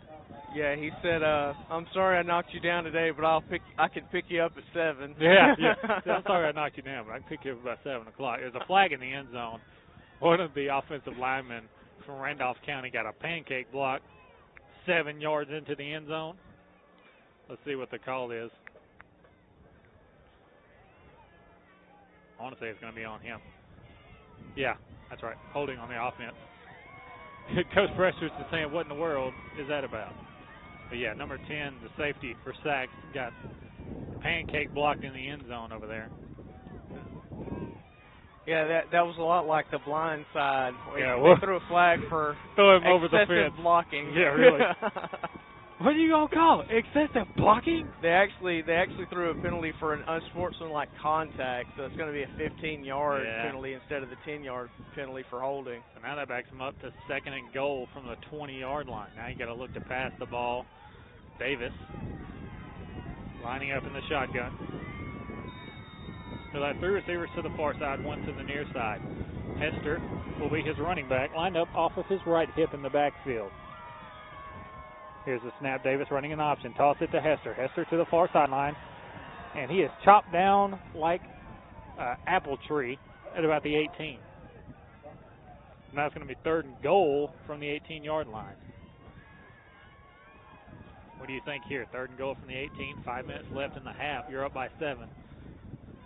I know it's 4-down territory, but yeah, you definitely want a pass play right here. You want to get at least half of this. Right. 20 seconds on the play clock. They're getting the play in. And to be quite honest, if you don't get inside the 10, I think that you kick a field goal. Yeah. Just in my opinion, because you don't have the opportunity to get a first down. You're so far away. If you don't get inside the 10, I think you kick a field goal. Timeout, Coach Prestridge. I was looking at the play clock, and it had 5 on it. I looked at Coach Prestridge, and he called timeout. Timeout, Tigers. They're up 7-0 in the second quarter. We'll take a 1-minute break. You're listening to Area High School Football on WLWE 94.7. You know, some of us were just born with dull or discolored teeth, but they don't have to stay that way. In just about an hour, Dr. Michael Edwards can give you that $1 million bright white smile you've always wanted. That's all the time it takes in his office, or you may elect to do it at home. Dr. Edwards also offers a convenient 3-week at-home whitening program. Both are completely safe and approved by the American Dental Association and the FDA. Don't let dull or discolored teeth keep you from smiling. Call Dr. Michael Edwards Dowie for an consultation at 256-357-2882. Southern Wheelers Transport is always on call and always there when you need them. And we hope you don't need them, but if you do, call 256-357-2222 or 1-800-757-7367. They are your reliable emergency and non-emergency transportation, the highest quality of service. Southern Ambulance Transport is always ready. Call 256-357-2222 or 1-800-757-7367. You're listening to Alabama Area High School Football on WLWE 94.7 FM, 1360 AM, and online at Eagle1023.com. 3rd and goal from the 18 for the Tigers of Randolph County. Davis in the shotgun, 2 receivers to either side. They'll bring a man in motion. That is Dante Jordan. Here's the snap. Davis throws it to Dante Jordan in the flats, looking for running room. Jukes past one man and gets hit by another, taken down at the 18-yard line. That was a great play as he took the ankles off of number 10. Number 10's had a bad drive for Sachs. He got pile drives in the end zone, and now he got his ankles broken by Dante Jordan. But he's still in there, and he was able to help make the stop on that play. And now it's 4th and goal from the 18-yard line. Yeah, and like I said, if you don't get inside the 10-yard line, I would kick a field goal. It looks like they're going to go for it here on 4th goal, Yep. 18 yards until they're able to get break the plane of the goal line for a touchdown. Now you've got Trey McFarland. McFarland's 6'3". Shotgun set here, and timeout. Coach Presswood, they took too much time. That's going to be their final timeout of the half with 3:58 left. We'll stay right here with it. So 4th and goal from the Sac 17. You're up 17-0, hoping to extend your lead before halftime. Big time quarterfinal game. This could be huge. In the grand scheme of things, this play right here could be really huge. What do you dial up on 4th and 17? I know you talked about you would kick a field goal, and I think I would probably try at least to make a field goal, but the wind swirling a little bit, but yeah. You see the flags on top of the goalpost. They're not moving now. Yeah, and I was watching them earlier, and they were just to the left big time. They were not going down at all. Now they're not moving at all. I would personally kick a field goal here, at least try for it. But since you're going to go for it, I think that you want to get that play that we've seen so effective this year. You either want to run the screen, which has been effective, or you want to run the rollout, throw it to McFarland in the flat, and maybe he can get some separation to get a touchdown. Shotgun set for receivers to the near side, one to the far side. Davis, the quarterback in the shotgun, and they say timeout Randolph County. Huh? Yeah, Sachs took the timeout okay. before, and now Randolph He pointed County's at Randolph County the timeout before, but now it was actually a Sachs timeout. So this one, the Randolph County timeout, and now Randolph County has 0 timeouts. I guess they didn't like the defensive look that they got that time on that play. It's all a chess match here. This is a huge game, and this is a huge down. So a big chess match. You want to see, let them come out, see what they're running on offense, burn the timeout, go out there on offense with a play drawn up already, see if that is advantageous to what they have on defense. If it's not, burn a timeout. So now we're ready for 4th and goal from the 17-yard line. The halfback screenplay they had worked pretty well to Marco Woodgett last time. Now they have Atario Hester back there. Maybe they'll try a little screen pass to Hester. Shotgun set, 3 receivers to the near side, 1 to the far side. Hester, the running back, off of Davis' right hip in the backfield. They'll bring Atario Hester in motion to the far sideline. Davis snaps it, dropping back to pass. Has to roll to the near side. He's sacked in the backfield. Big number 52 for sacks with a huge sack in the backfield. Yeah, that was a really good defensive play. Yeah, Jalen Childs with a great defensive play. He fought off the block from the right tackle and ate Davis for dinner. So now with 3:53 left in the first half, Randolph County stopped on 4th and goal from the 18, and they're up 7-0, but Sachs has a lot of momentum now. Danger, Will Robinson. You don't want to give Sachs momentum. Piedmont scores a touchdown, and it's 14-12. Westminster on top of Piedmont with 3:30 left in the first half. There's the snap, handoff to the far sideline to number 1 for Sachs. He's not going anywhere except for backwards. That was Trey Robinson. I said danger, Will Robinson, not Trey Robinson, but a lot of danger for Trey on that play as he loses 5, and it's 2nd and 15 now. Yeah, he was going nowhere. This Randolph County defense read that play perfectly, and they got back there in the backfield before he knew what was happening. 3:30 left in the first half. Sachs, 2nd and 15. Now line up in the pistol set. 4 receivers to the near side. No one to the far side. Here's the snap to the quarterback. He's going to hand it off up the middle. Looking for running room is Jonathan Cobb. Cobb gets a gain of about 3, but it's going to be 3rd and long. 3:06 left in the first half. And the clock stopped. I don't know if there's a flag or there's a flag. The PA announcer said there's a flag on the play. Holding on the offense. Much to the chagrin of the Sachs fans. Coach Prestridge saying decline. You know, it's a pretty good ways from us to the Sachs sideline, but I could hear a fan yell terrible from all the way over here. Yeah. So she is not happy. They actually accept the penalty, so now it's going to be 2nd and forever. They're going to have to try to convert this from Woodland. Might as well go up 48 with this one. 3:06 left in the first half. It's 7-0 Randolph County. Sachs has the ball. They're in the shotgun. Empty set, which means the quarterback is by himself in the backfield. 3 receivers to the far side, 2 to the near side. Dukes, the quarterback. 9 seconds on the play clock. He brings a man in motion. That's Cobb. Fake it to him. Looking for the out route. Got the out route. And a quick takedown. DeMarcus Davis, the quarterback / cornerback for Randolph County. He grabbed him by each pocket of his breeches and threw him down. Yeah, it was a really good tackle, really good read. They got about 2 yards out of that play, but not really effective as a play in total. Now it's 3rd and 21, and my question to you is, there's 2 minutes left in the game, in the first half, excuse me. Do you run the ball here? Because Randolph County doesn't have any timeouts, and if you throw it and get an incomplete pass, the clock stops. Yeah, I would run it.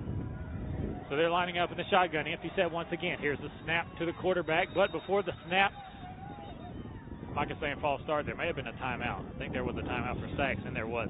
Well, that's good because their left tackle jumped. Big time. Big time.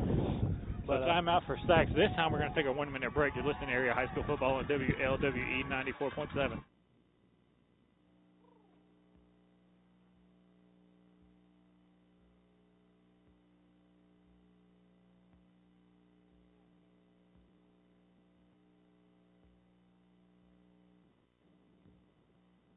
Does he fix fenders and hoods?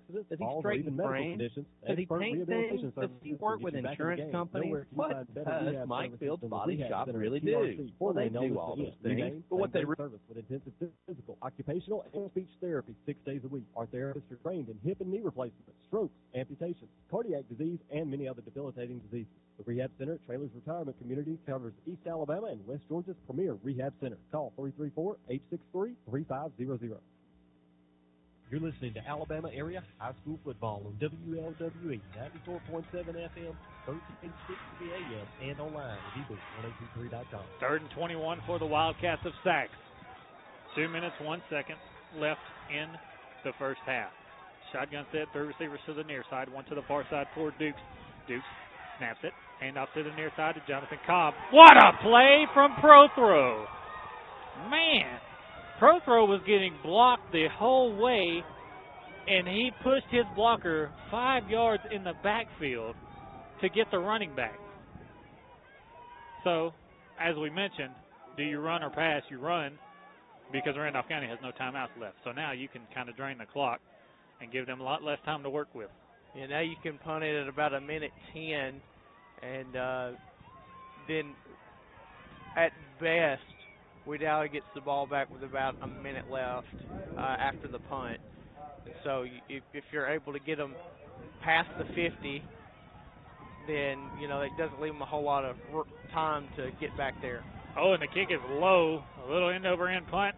It stays in bounds, though, and it'll end up at the 49-yard line. 1, I don't know how that got out of there. 2, that was a great roll if you're a Sachs fan.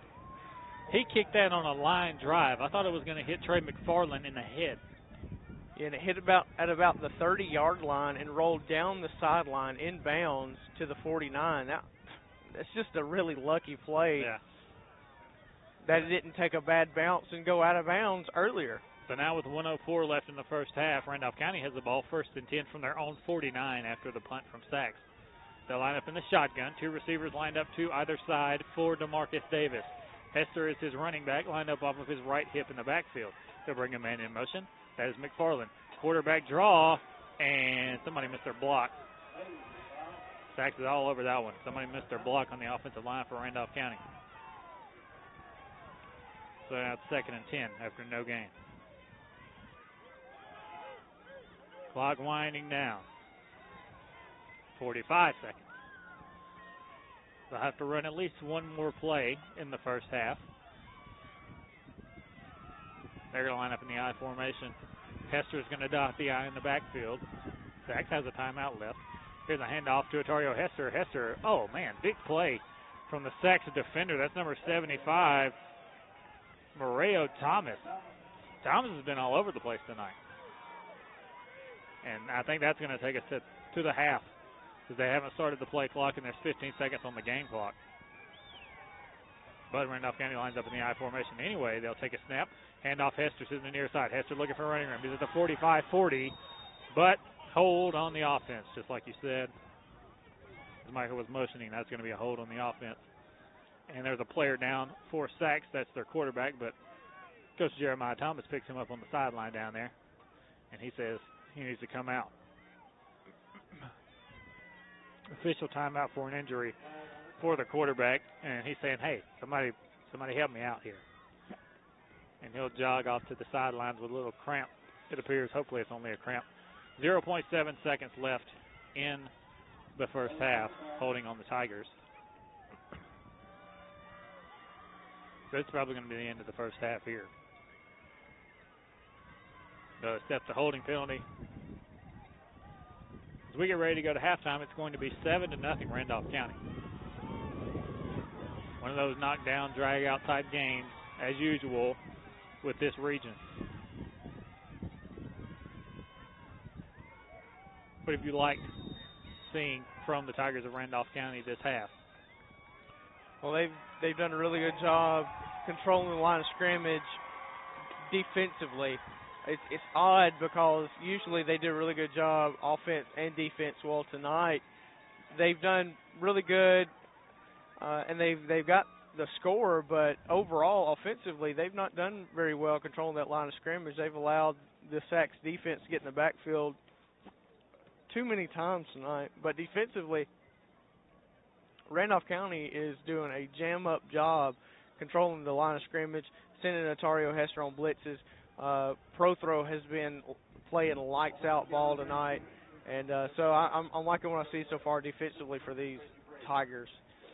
So here at halftime, 7-0 Randolph County on top of Sachs. We're going to take a 3-minute break. You're listening to Area High School Football on WLWE 94.7. Tanner Health System is advancing health, expanding the possibilities for health in our community. From allergists to urologists, we're everywhere you are, when and where you need us most. Brought to you by the brilliant minds that are making exceptional health possible in our community. We know it takes much more than medicine. It takes medicine beyond medicine. Call 770-214-CARE or learn more at care.org. Eye Care of Alabama, efficient and effective eye care close to home. Currently support Randolph County, Hanley, Woodland, and Wiley high school football teams and academics. Dr. Mohan and the staff at Eye Care of Alabama offer cutting-edge technology, and they strive for excellent outcomes with every patient to get the best vision and medical eye care possible. Protect your eyes and vision with regular eye exams. Care credit and most vision and medical insurances accepted. Eye Care of Alabama in Roanoke, Hefton, and Piedmont. Learn more about our services online on Facebook, Instagram, Twitter, and on our website. Call 844-480-2020. Go team! Why choose Southern Union? Between working and family responsibilities, I thought I'd never be able to go to school. But Southern Union offered flexible schedules, day and night courses.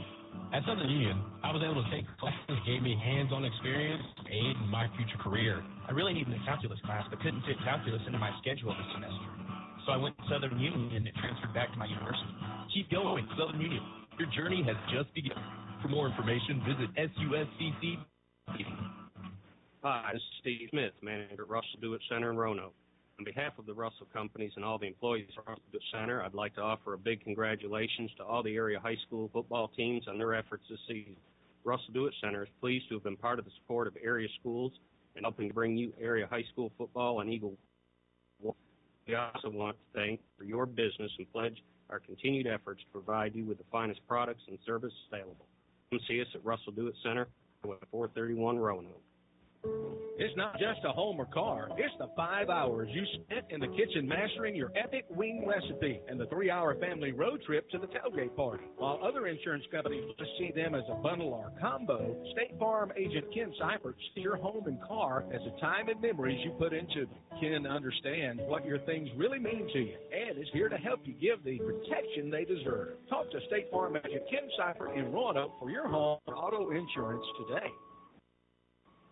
Life is a tough game, and when it gets tough, Say from auto accidents, falls, or even medical conditions, the Expert Rehabilitation Services can get you back in the game. Nowhere can you find better rehab services than the Rehab Center at TRC, formerly known as the Inn. New name, same great service with intensive physical, occupational, and speech therapy 6 days a week. Our therapists trained in hip and knee replacement, strokes, amputations, cardiac disease, and many other debilitating diseases. The Rehab Center at Trailers Retirement Community covers East Alabama and West Georgia's premier rehab center. Call 334-863-3500.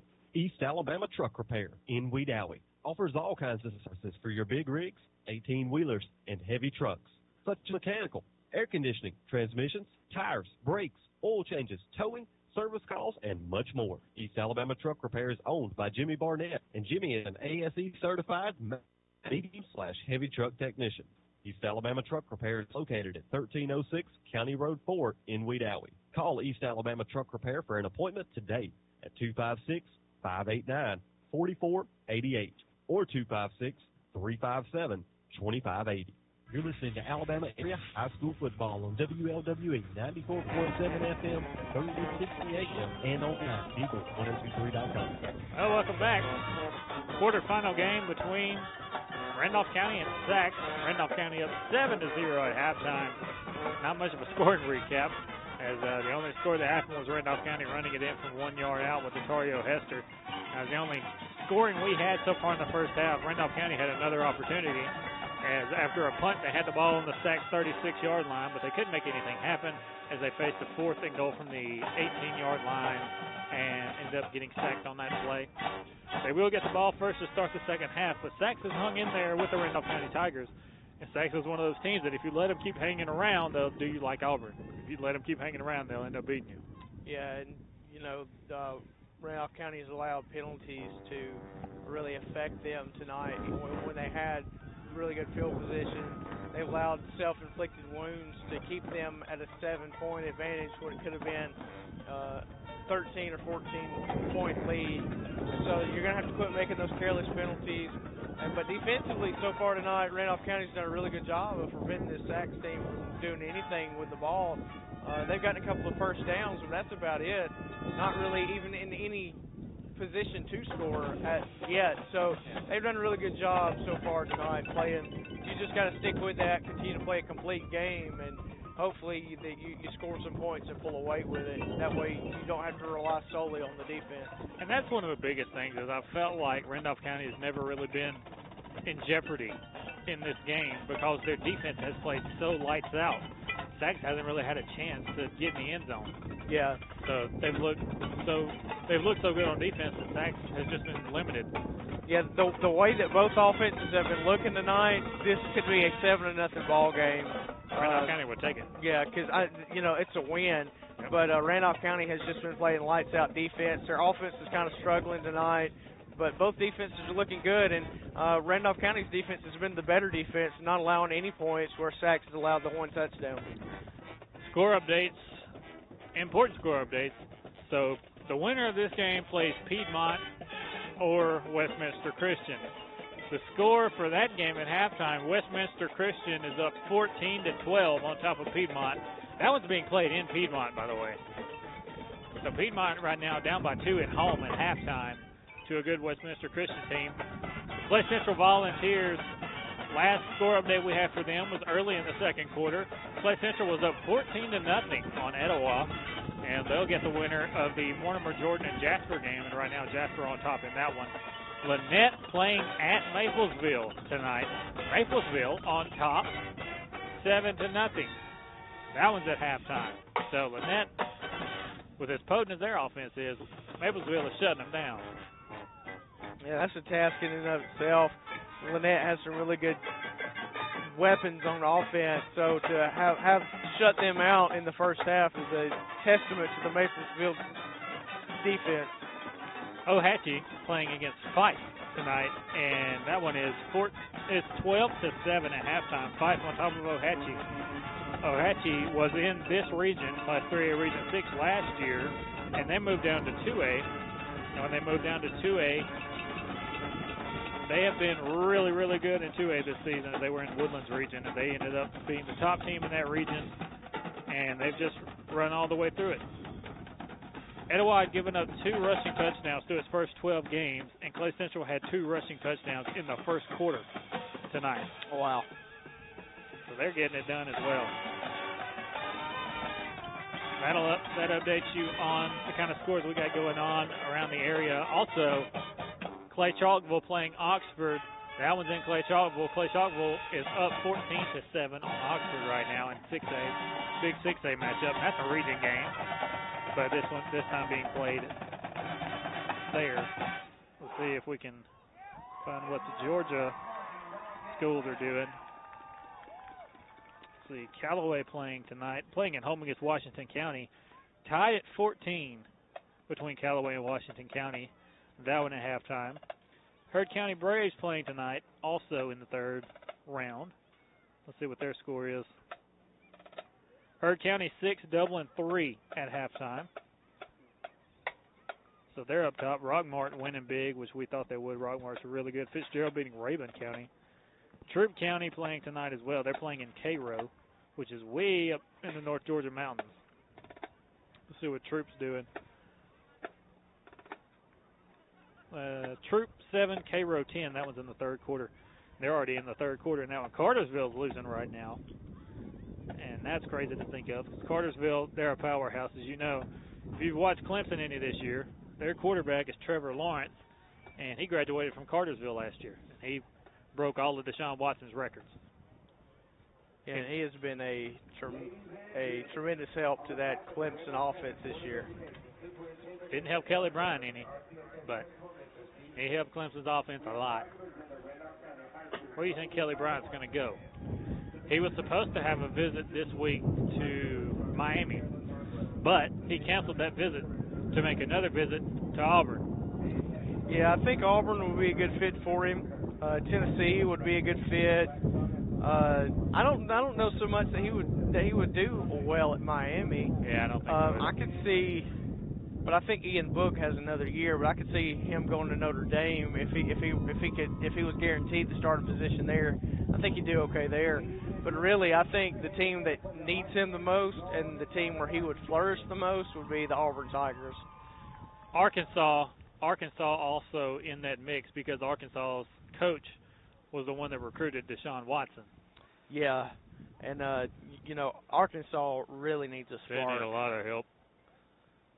So Britt and I were trying to figure out who's the worst team in the SEC right now. Oh, it's a toss-up between Arkansas and Tennessee. Except Tennessee beat Auburn. Yeah, but flukes happen. As much as I'm an Alabama fan and I don't like Auburn, I don't like Tennessee more. So Tennessee beat Auburn. They beat somebody else too. Yeah, they beat Kentucky. Yeah, they beat Kentucky. Yeah. When Kentucky was ranked top 15. Yeah, but overall, right now, I think Vanderbilt's a better team overall than Tennessee. So I think Arkansas most definitely is the worst team. Big time. And then Tennessee's right there behind them, followed by Vanderbilt, in my opinion. Yeah. Georgia looked pretty good last week, which they played a JUCO like we did pretty much. But Georgia looked pretty good last week. Jake Fromm and Justin but Fields. They allowed what really kind of scared me about that is they allowed 26, 27 points on UMass. Yeah. I mean, UMass is probably, we just talked about the worst team in the SEC. UMass is probably the worst team in FBS, and you allow them to score 27 points. Yeah. So that's a little scary. But again, I can't say too much because we were tied 10-10 with Citadel at halftime. Very so, true. Very true. Those kind of things happen when you're playing those FBS. Those FCS. Well, UMass is a FBS actually. Yeah, true. But those smaller schools like that, we were playing the FCS. But those things happen. You just got to make sure that they don't end up killing you. Yeah. And, I remember going to Jordan-Hare Stadium. Auburn played Jacksonville State in Jordan-Hare Stadium, and I went to that one. And my mom graduated from Jacksonville State, so I was pulling for the Gamecocks, of course. And that one went to double overtime, I think single or double overtime, and I was hoping Jacksonville State would pull it out, but they ended up losing barely. But they could have beat Auburn that year. Yeah, that you never know. There've been a couple of years where JSU has looked top notch, and then South Dakota State has come out and beat 3 or 4. South or North? North Dakota. North Dakota State. Carson They've come out and they've beat a couple of Iowa State. Yeah. They beat Nebraska. Yeah. So I mean, they beat a number of really good FBS schools. That's a really good football team in North Dakota State. And they could be an FBS school if they wanted to. But they are winning championship after championship in the FCS level. So why? And Carson Wentz, star quarterback now for the Eagles. He came from North Dakota State. That's who Jacksonville State had to play in the national championship game. Carson had been hurt. We didn't know if he was going to play or not, but Carson ended up playing, and they ended up beating Jacksonville State in the national championship game back when Eli Jenkins was the quarterback at Jacksonville State. And Eli Jenkins is for Jacksonville, he was a monster quarterback. Oh, yeah. I went to the semifinal game. They played Sam Houston State at home. It was freezing cold. I was up in the box watching the game. It was freezing cold. They were up like 55-0 over Sam Houston State at halftime. And Sam Houston is a really good team on offense, but they could do nothing. Yeah. Which Jacksonville had a bunch of Auburn and Alabama players that transferred. Right. And that's usually what makes up Jacksonville is a lot of Alabama and Auburn transfer. Look at Rock Thomas. Rock Thomas was an Auburn transfer. Played very well at Jacksonville State. Few defensive linemen, offensive linemen. But now, Kennesaw seems like the one that's taken over as far as this region in the FCS. As Quay Drake went to Wadley, graduated last year. He plays for Kennesaw State. Kennesaw played Jacksonville State last weekend in SunTrust Park, which is where the Atlanta Braves play. 5 overtimes. That game went 5 overtimes. And Jacksonville State threw an interception in the end zone, and Kennesaw won. I think it was like 56-50, something like that. Wow. The over-under, whatever it was over. Yeah, for sure. The Kennesaw ranked number 2. Ranked number 2 in the nation in FCS. Jacksonville number 6. And they released the playoff bracket, and Kennesaw actually ended up being they were ranked number 2 and have been for the past 3 weeks, but they got the 4th seed. The whole top side of the bracket is very lopsided because North Dakota State is 1, of course. Kennesaw State's 4, and they're actually number 2 in all the polls. They'd end up having to play in the semifinals before you got to the finals. Jacksonville was a 6th seed. They have to play in. They're kind of in a wild card game. They don't get a home game. I think they might get this game at home because they won their conference. The next game they'd have to travel. But that side of the bracket, the bottom side of the bracket, not as tough as the top side. Jacksonville's on the bottom side, so they have a chance. They've struggled. They struggled a little bit this year, though. They're going to have to step it up here coming into the playoffs. I kind of like the playoffs the FCS do. I know FBS, we have a 4-team playoff, and that's cool. It works out, but the FCS playoffs are a lot of fun. Yeah, it's fun to watch. Fun to watch the drama unfold. Do you think they'd ever come up with a 16-team FBS playoff? I hope not. To be honest, I think that if you do that on the FBS level, that you take away the pageantry. Well, yeah, but it will take away the meaning of the entire regular season. Just come out and pick at random the best 16 teams you think in the preseason, throw them in a playoff, and just let that be the regular season. Yeah. But it makes UCF be a little bit quiet, which UCF playing tonight, and they played last night or tonight. They won against USF, but at what cost? Again, is Mackenzie Milton, a terrible knee injury. And if you are squeamish, do not watch what happened to Mackenzie Milton's knee because it was not good. It was rough. And he's a really good quarterback, and I hate that a lot for him because he was really fun to watch. He's another one of those guys. He's like Tua. He and Tua train a lot together. Yeah, and if UCF had any chance of getting into the playoff this year, it was gone with Mackenzie Milton. Even if they, if they win their championship game, the committee is not going to look and pick them because McKenzie was the guy. Yeah, he was their guy. He's why they were so good. And he was why they were so good last year. McKenzie's a really, really good quarterback, overlooked because he goes to UCF, but still a great quarterback. And other teams playing tonight, Oklahoma playing West Virginia. That one was tied at 14 at halftime. Yeah. The last time we looked, it was into the first quarter. It was 14-14. I'll take another look at it and see what's going on with them there. Who else was playing? Washington State's playing. It's tied 0-0 at 3 minutes left. Yeah, Oklahoma and West Virginia are still tied 14-14. All right, we got about 2.5 minutes until we start this third quarter. We're going to take a 3-minute break. You're listening to Area High School Football on WLWE 94.7.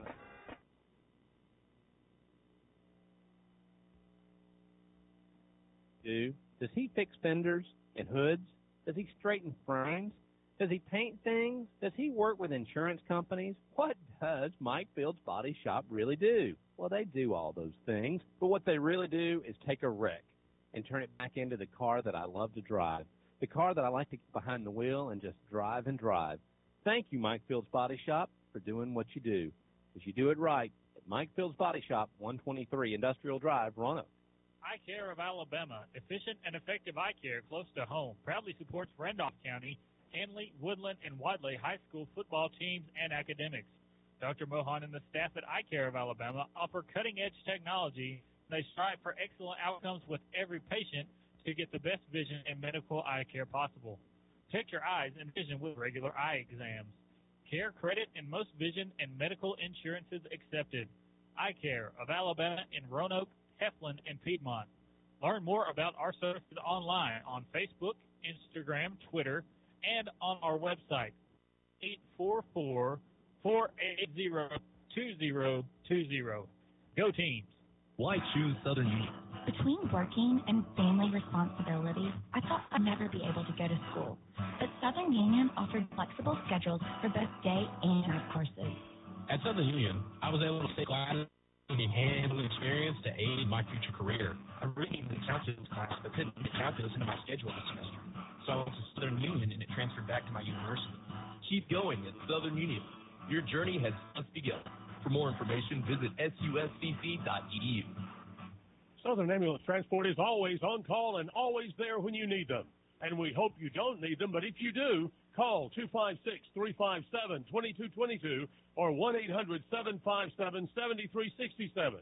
They are your reliable emergency and non-emergency transportation, the highest quality of service. Southern Ambulance Transport is always ready. Call 256-357-2222 or 1-800-757-7360. Start your children off with good dental care, and you and they will save money in the long run. That's because small problems can be caught early before they become major problems. Dr. Michael Edwards in Medallion can help put your child on the right dental path and keep them there. Teeth sealants can help prevent decay and the sometimes painful results that can make your child afraid of maintaining good dental health. Dr. Edwards offers expanders and space maintainers to keep teeth perfectly aligned and is licensed for pediatric IV sedation. Call Dr. Edwards for a phone consultation at 256-357-2882. It's not just your home or car. It's the 6 months you save for your Ultra HD flat screen just in time for football season. And the overtime you work for the third car so your team can drive himself to practice. While other insurance companies just see them as a bundle or combo, State Farm agent Ken Seifert sees your home and car as things you really work hard for. Ken understands what your things really mean to you, and he's here to help you give them the protection they deserve. Talk to State Farm agent Ken Seifert in Roanoke for your home and auto insurance today. Banking local matters. When you keep your money here, it stays in the community to support and schools and farms. At First Bank of Alabama, we've been serving this area for more than 160 years. We care about our community and the people who live here. So when you bank here, you make being here better for all of us. First Bank of Alabama, the official bank of here. FirstBankAL.com. Equal housing lender, member FDIC. You're listening to Alabama Area High School Football on WLWE 94.7 FM, 1360 AM, and online at Eagle1023.com. Welcome back. Getting ready for the third quarter here. Randolph County is going to get the ball first to start this second half. They're up 7-0 at halftime. They're halfway toward another trip to the state semifinals. And they'll play the winner of Westminster Christian and Piedmont. And right now, Westminster Christian on top of Piedmont, surprisingly. That one's in Piedmont. 14-12, though. That was at halftime. Clay Central's up 14-0 at halftime. Lynette is losing 7-0 to Maplesville. And did you see the brawl that happened between Mississippi State and Ole Miss last night? No, I didn't. I didn't get to watch the egg balls. Man. They got unsportsmanlike conduct penalties for every player on both teams. Wow. Is it one of the receivers? The funny thing is Ole Miss had scored a touchdown. They were down like 38-3. They scored a touchdown, and it happened after the touchdown. between a receiver from Ole Miss and a DB from Mississippi State. And then the backup quarterback got into it from Ole Miss, Matt Corral, who's a true freshman, came from California. He got into it, and they started throwing punches. And A.J. Brown, the starting receiver for Ole Miss, threw a punch. And they all got into it, and everybody got unsportsmanlike conduct penalties. And it ended up Mississippi State won by 38-3. Ended up being the final. But a lot of bad blood between those two teams. And walking off the field, the AD for Ole Miss called one of the Mississippi State players a thug on the field, and Mississippi State's head coach didn't like that. So he had a few things to say. Talking about a loud mouth. of bad blood. Yeah, talking about a loudmouth AD. He had some things to say. And we'd be remiss not to talk about Alabama-Auburn. What do you think? Oh, boy. Here's the kickoff, and this kickoff is sailing out of the end zone. Wow. What a kick. Kick from the 40-yard line left to right, number 9 from Sachs. Hey, just to tell you how impressive that is, the wind's blowing the other way. Yeah. Anthony Comejo kicked it out of the end zone, and the wind is blowing, like you said, the opposite direction of where he kicked it, and he kicked it out of the end zone. But at any rate. Yeah, I'm interested about this Iron Bowl. I think, obviously anything can happen, but Alabama has looked phenomenal, and one of Auburn's weaknesses is their secondary. Wishbone said they'll bring a man in motion to the near side. That's Atario Hester. Here's the snap toss to the near side. Dante Jordan. They're trying to get him a little bit more involved. He's up to the 25, and they'll take him down at about the 27, 28-yard line. That's close to a first down. A good play call to get Dante Jordan involved. Hasn't got as many touches this game as he did last game, but that's because Atario Hester has been the workhorse tonight. But I like Alabama as well. Roll Tide, of course. We're hoping Alabama can pull out a huge win against the Auburn Tigers tomorrow. Yeah, I won't give my score prediction on the radio. I'll save that for myself. Save it for Chance, so he can be mad. I'll keep making him mad. Wishbone set. Here's the handoff up the middle. Hester has a first down, it appears. And he's up to about the 32, 33-yard line, first down for the Tigers of Randolph County. 11:18 left in the third quarter. In the third quarter, that is. It's 7-0 Randolph County. This is their first possession of the second half. Randolph County won the coin toss and elected to defer. So they got the ball first to start the second half. And they would love nothing more than to extend their lead here. 10 seconds on the play clock. They're still trying to get the call in. They're in the wishbone set once again. Single receiver lined up to either side. Davis has to get ready. He's got 4 seconds. Here's the snap. Davis, triple option. Handoff up the middle. Terrence Sims Jr. And he gets nowhere. He's tackled at the line of scrimmage. The fullback dive has worked every now and then, but then it hasn't worked a lot more. Marco Woodgett gets subbed into the game now.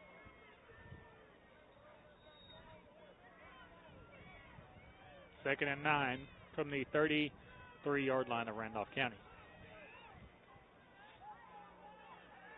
They line up in the wishbone set once again. Hester and Dante Jordan, the two edges of the wishbone in the backfield. Davis under center. Here's the snap, and he'll run an option to the near sideline, and a beautiful play from the Sachs defensive line. And they'll get him behind the line of scrimmage. Now it's going to be 3rd and 10 as he lost a yard on that play.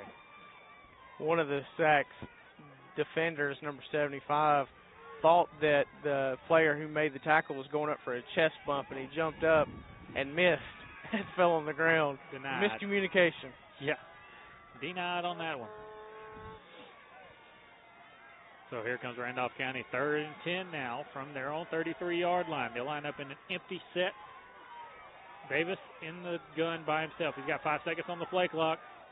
3 wide receivers to the far side, 2 to the near side. He'll fake the handoff, dropping back to pass, looking over the top. Throws the wheel route to Hester. Incomplete. Just a tad bit too far. I like the idea. It was a good idea. It was a good route run by Hester. Coverage was good from number 10. That is Zay Elston. Coverage was great from Zay Elston. He almost dropped that one in there, but he threw it just a tad bit too far. So now Randolph County has to punt. Now Zay Elston probably kin to Trey Elston, the former safety for the Sax Wildcats, who is an NFL player now. Forget exactly where he's playing. Here's the punt from McFarland. This will take a bounce and roll to Saxon. They kind of muff it, but Cobb picks it up, looking for running room on the far side of the field. Gets by Terrence Sims Jr. Pro throw is going to take him out of the 30-yard line. So Randolph County couldn't do anything on their first possession of the second half. Now it's handed over to Sax. What can they do? Well, they've got to begin to scheme against this Randolph County defense that has played lights out tonight. And you're just going to have to, like you said earlier, it's a chess match, and you're just going to have to outmaneuver, outman this defense because they have played very physical on the line of scrimmage. Drizzle starting to set in a little bit more. Bring a lot of moisture in the air. Pistol set, 3 receivers to the far side. They'll bring a man in motion. That's the fullback out of the backfield. They'll hand it off at the middle to Cobb, and Cobb is going nowhere.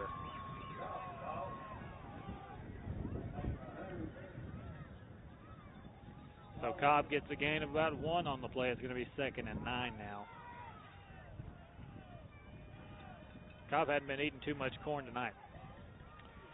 No, he hadn't been getting much of anything tonight. And I expect this Sax team to begin to kind of pass the ball a little bit. The run hasn't been working tonight for them. They run that counter tray play again with Cobb, and he's going nowhere. Terrence Sims Jr., the first man there. Marco Woodgett there as well to take him down in the backfield. Sax ran that play in the first half, and it went for a huge gain. They tried it again here. It didn't work as well. Randolph County was ready for it. Yeah, it's well documented. My favorite position on offense is the running back, and my favorite play that you can run is a counter or a trap play when it's well executed. That time, not well executed. That was a good defensive play by the Randolph County Tigers. 3rd and 12 now for the Wildcats of Sax. Empty set, 3 receivers to the near side, 2 to the far side for Davion Dukes. They'll swap receivers, and he gets the snap. Maybe. He either got the snap off, there's a flag, or there's a timeout. One of the 3. Let's see. Did he get a timeout, or did they get a delay of game? Delay of game on the offense. That'll back them up 5. It was 3rd and 15. Now it's going to be 3rd and 20 for the Wildcats. Randolph County says, thank you, next. Empty set once again. 3 receivers to the near side, 2 to the far side. Here's a snap, dropping back to pass. Looking for somewhere to throw to. He's got to roll out to his far side. Now looking to run. That's a block in the back. He's going down the far sideline. He steps out of bounds, and there's the flag for blocking the back at the 28-yard line. Big number 75. Blocking the back was not on number 75, but one of the wide receivers came back kind of off of a curl route, and he hit Marco Woodgett in the back for a block in the back. So it was 3rd and 20. Now it's going to be even worse.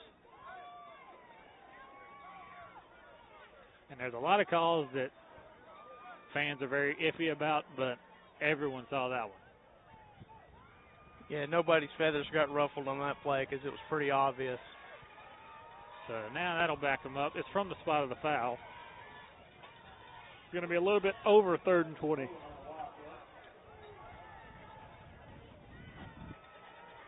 So now 3rd and long. They'll line up in the shotgun. 3 receivers to the near side, 1 to the far side. Cobb in the backfield with Dukes.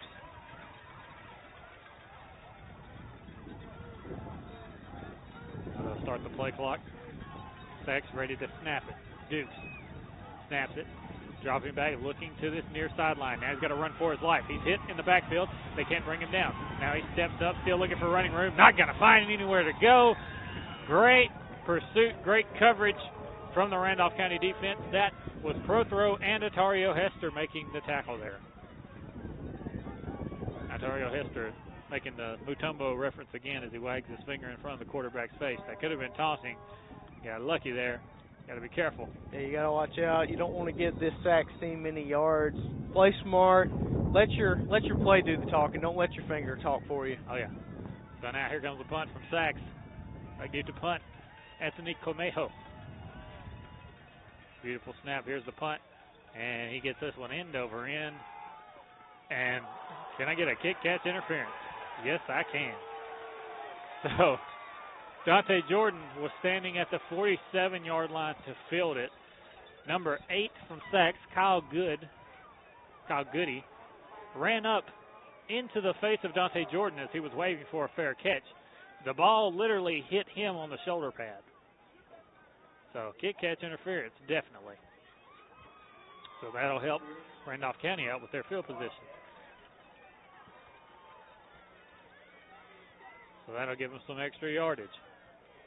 Give them an extra 15 yards. Yeah, I just don't understand college level, high school level, when somebody calls a fair catch, why you want to get in their face. You have a yard around them that you can play with. Why do you want to play with that yard? Get as far away from them as possible. Let them try to catch it. And then if they muff it, then jump on them. But don't get in their face. Now it's 1st and 10 Randolph County from the Sachs 38. I formation. Hester dots the I. Handoff Hester. And he's hit at the line of scrimmage. Nothing doing. So it's going to be 2nd and 10 now for Otario Hester in the Randolph County offense. Both of these teams struggling to run. I think both teams are going to have to find a way to pass this ball. Earlier when Randolph County was having some success, and even when they scored on that drive, they found some success in the air before they were able to find success on the ground. So I think you're going to have to go back to that and begin to pass the ball again. Yeah, Trey McFarland was able to find success there. I formation once again. Here's the snap. Misdirection play to Marco Woodgett. Runs over 2 men inside the 30 to the 20-yard line. Marco Woodgett put his head down and just put people in the dirt. Now that'll get you fired up. Absolutely, and as usual, every time I open my mouth to say, the run's not working, bail out, the run then works. So, that's just one of those plays where he got hit and he could have gone down exactly like before, where it would have been a minimal gain. But no, he puts his shoulder down, barrels over a man, then barrels over another and gets a first down. Just a good physical run there by Woodgett. And I love that play call where it's a misdirection play because you haven't tried that all night. And you finally get the misdirection play and it works. Now the lineup in a Wildcat set here. And flags fly. And somebody was not in the game that was supposed to be in the game. And Coach Prestridge was not happy. So dead ball delay a game. Can't do that. That'll back you up 5 more yards. Just as they were moving.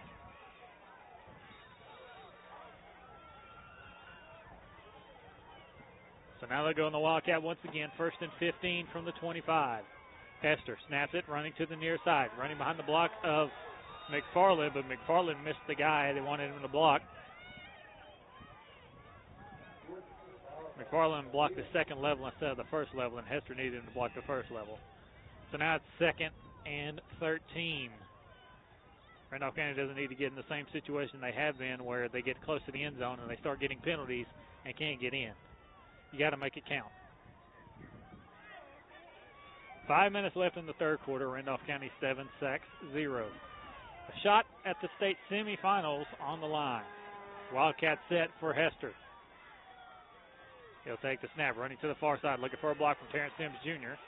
And Hester is going to get a few yards on the play, get him near the original line of scrimmage, but now it's going to be 3rd and 9. They'll sub DeMarcus Davis back in. No more Wildcat.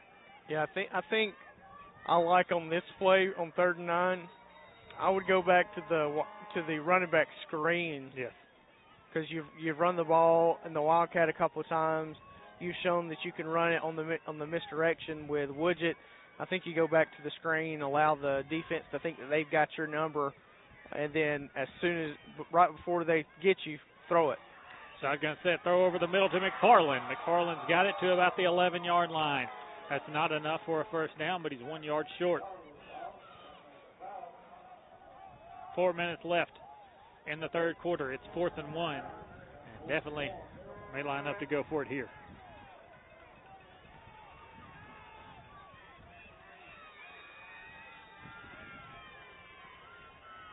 4th and 1 from the 11-yard line.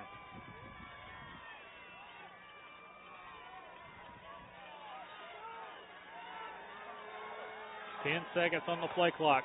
Wishbone set for the Tigers. And 2 people moved. The defensive player moved and the offensive player moved. But it's probably going to go on the offense. The right guard fell down at the line of scrimmage. So now they're getting backed up. 5 more yards.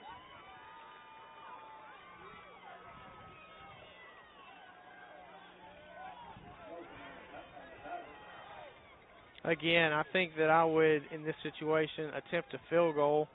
Your defense has been playing really good tonight. If you put up 3 points, that's a major, major victory. But they're going to go for it, which I really can't fault them for that line of thinking either.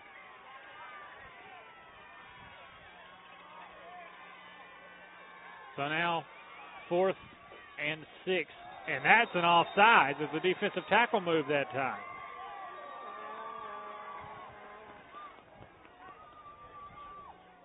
Defensive tackle moves, so now you're back to 4th and 1. You went from 4th and 6 to 4th and 1 now.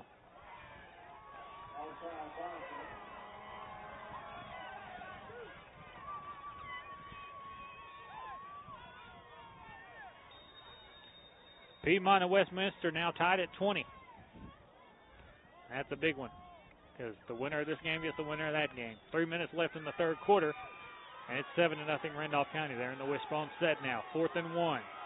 Davis under center. Snaps it. Handoff. Hester. He's got it.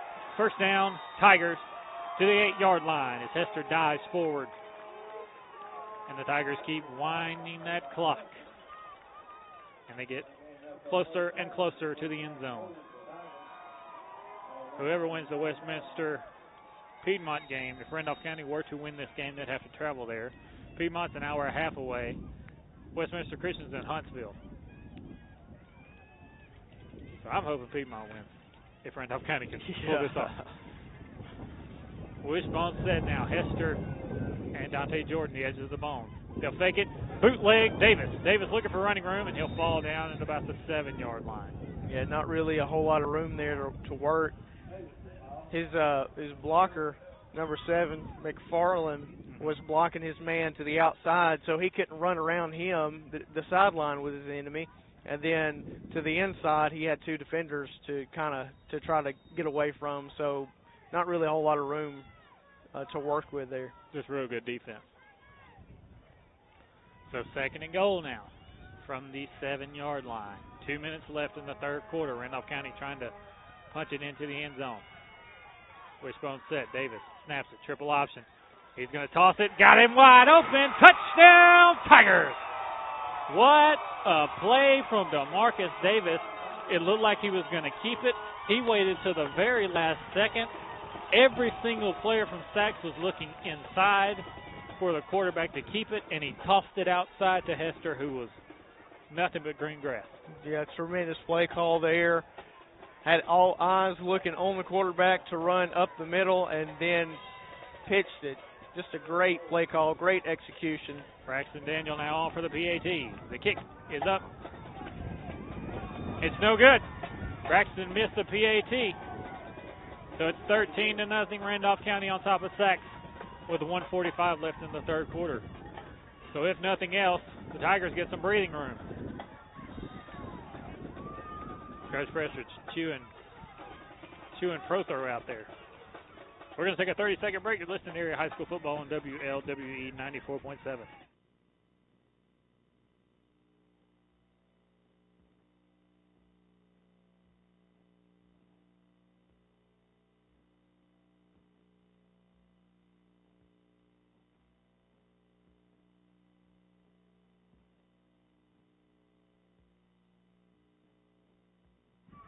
Southern Ambulance Transport is always on call and always there when you need them.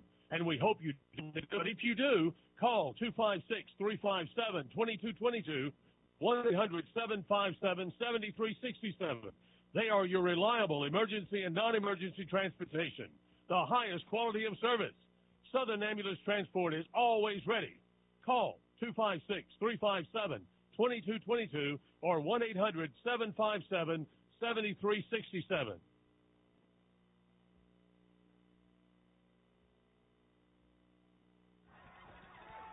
Welcome back. Here comes the kickoff from Randolph County. The Tigers have scored again. It's 13-0 Randolph County. And there's a spiraling kick. This one's going to go out of bounds from McFarland. And that's a flag as the kick's out of bounds. Score update, Shamari Simmons with a pick six for the Volunteers of Clay Central. Etowah is number one in the state, mind you. Clay Central 21, Etowah 0. That one's in the third quarter. Clay Central wins. They'll play next week against the winner of Jasper and Mortimer Jordan. Tie ball game right now in Piedmont at the Field of Champions. It is 20-20 between Piedmont and Westminster Christian. The winner of this one is the winner of that one in the state semifinals. 1:45 left in the third quarter. Randolph County up 13-0. Shotgun set for Dukes and the Wildcats of Sac. Brings the man in motion. Fakes it to him. Hand off to Cobb up the middle. Big hit. That's Atario Hester. Hester with the big hit right in the hole. Takes the man down for no gain. Just a great heads-up play by Atario Hester there. Chops him down and then gets up and wags his finger again. He likes that move. He does.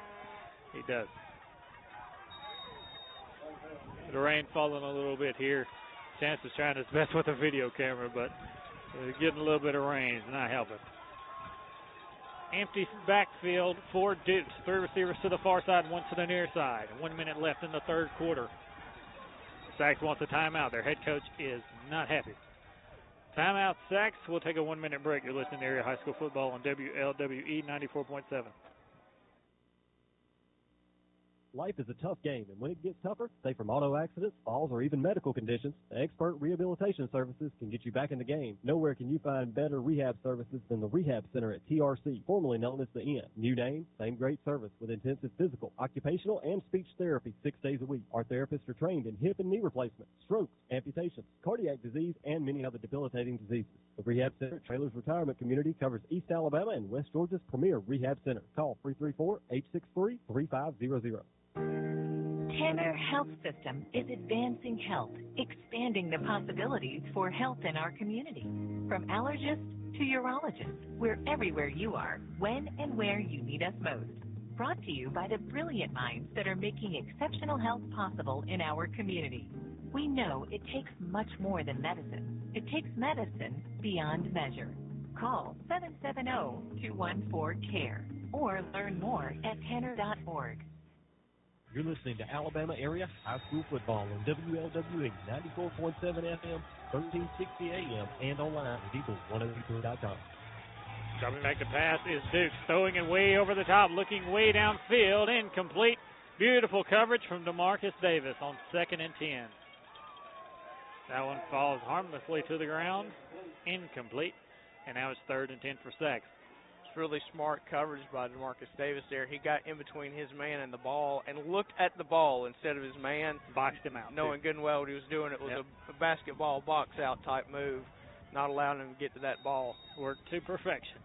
13-0 your score. Randolph County on top with 53 seconds left in the third quarter. Dukes lining up in the shotgun. He's by himself in the backfield. 2 receivers to the far side, 2 to the near side. 10 on the play clock, brings a man in motion. That's Cobb. Fakes it to him. Dukes throws it to number 10. He's open in the flats, and he has a first down. He's down to the Sacs 47-yard line. But a big first down, just man-to-man coverage for Sacs right there, and they were able to win that one. Zay Elston, the open receiver who gets the first down for the Wildcats. Now, Dukes in the shotgun once again by himself in the backfield. 3 receivers to the far side, 1 to the near side. 1st and 10 from the Sacs 47. Takes a snap, rolling out to this near side, looking for a running room. Cuts back, big hit at the 49-yard line. So, give him 2 yards on the play, make it 2nd and 8 now. Quarterback ducks his shoulder right into pro throw, and I don't know who put the hit on, but it was nice, and we could hear the snap of the pads up here. I don't know who laid the wood, but it was laid. Nonetheless. Yeah. So now, 2nd and 8. 2 seconds left in the quarter. That's the end of the third quarter. Your score, Randolph County 13, Sacs 0. One more quarter remaining. Winner gets a spot in the state semifinals in Class 3A. We'll take a 1-minute break. You're listening to Area High School Football on WLWE 94.7. What does Mike Fields really do? Does he fix fenders and hoods? Does he straighten frames? Does he paint things? Does he work with insurance companies? What does Mike Fields Body Shop really do? Well, they do all those things, but what they really do is take a wreck and turn it back into the car that I love to drive, the car that I like to get behind the wheel and just drive and drive. Thank you, Mike Fields Body Shop, for doing what you do, because you do it right at Mike Fields Body Shop, 123 Industrial Drive, Roanoke.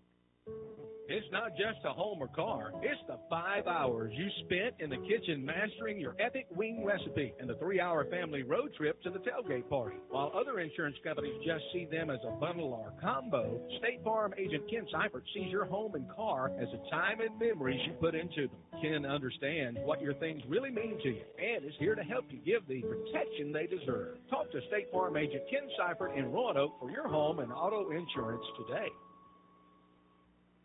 You're listening to Alabama Area High School Football on WLWE 94.7 FM, 1360 AM, and online at Eagle1023.com.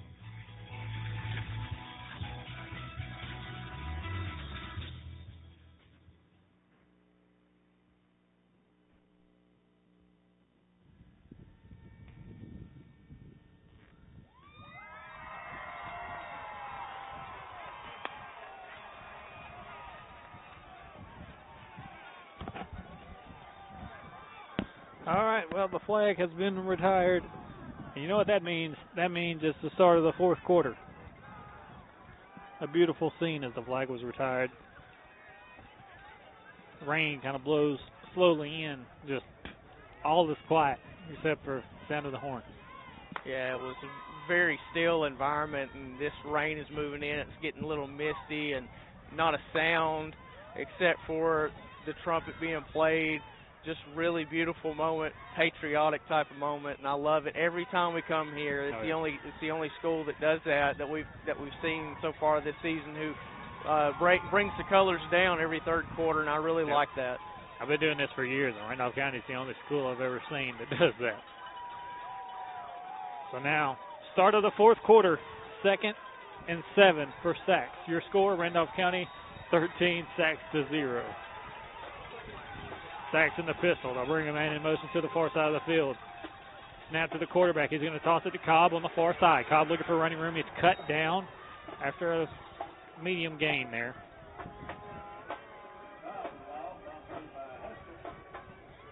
That's a really good run. He got cut down as he was running, but it's not for that receiver going after his ankles and cutting him down. He had a first down awaiting him. So now 3rd and 3 for the Wildcats of Sacs. Pistol set, 2 receivers to the near side. Here's the snap to Dukes. Handoff, Cobb up the middle. He's not going to get it. He didn't get there. Now it's 4th down for the Wildcats of Sacs. This is 4th down territory. He got all of about 6 inches. And, yeah, Kyle, this is definitely 4th down territory. You know, you're down 13 points. It's the fourth quarter. It's go big or go home. You got to go for this. The question is, what do you call? What do you draw up? What do you call here? Yep.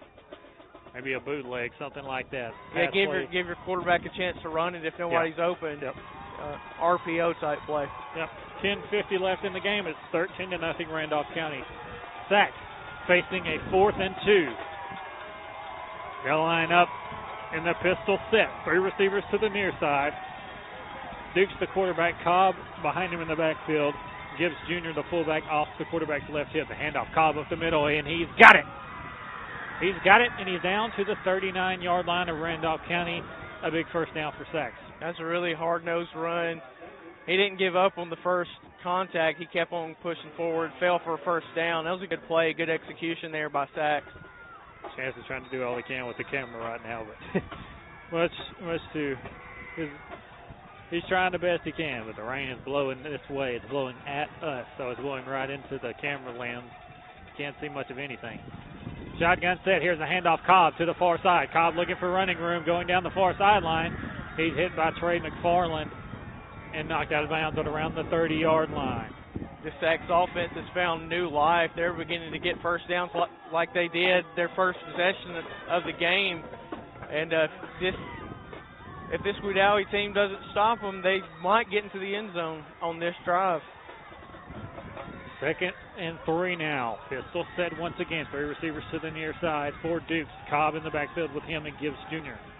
Here's a snap. Handoff. Cobb up the middle. They fake it to him. Quarterback running to the near side by himself, looking for running room. And he's hit at the 25-yard line, but that's another Wildcat first down.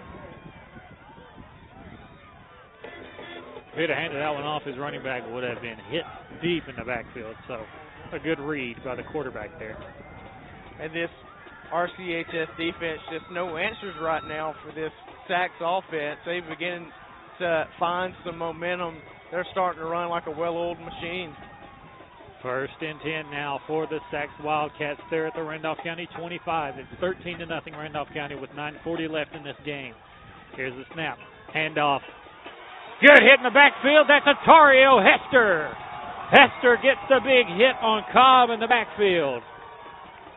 And that's the answer you need right there. Back them up about 5 yards, and now they've got it. They're behind the sticks, and they've got to make up some ground now on 2nd and about 15. That's not where the Sacs team wants to be. Yeah. Atario Hester said Thanksgiving may have been celebrated yesterday, but he'll still take a little bit of corn on the cob for dessert today. That's right.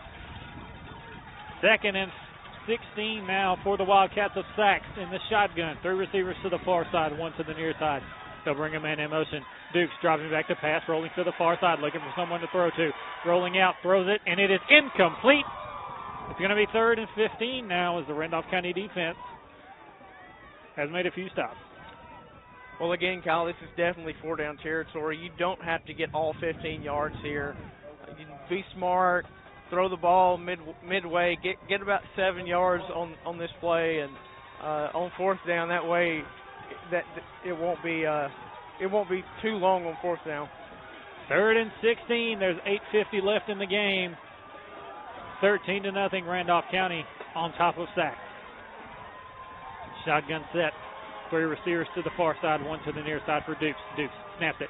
Handoff to Cobb to the far side, looking for running room.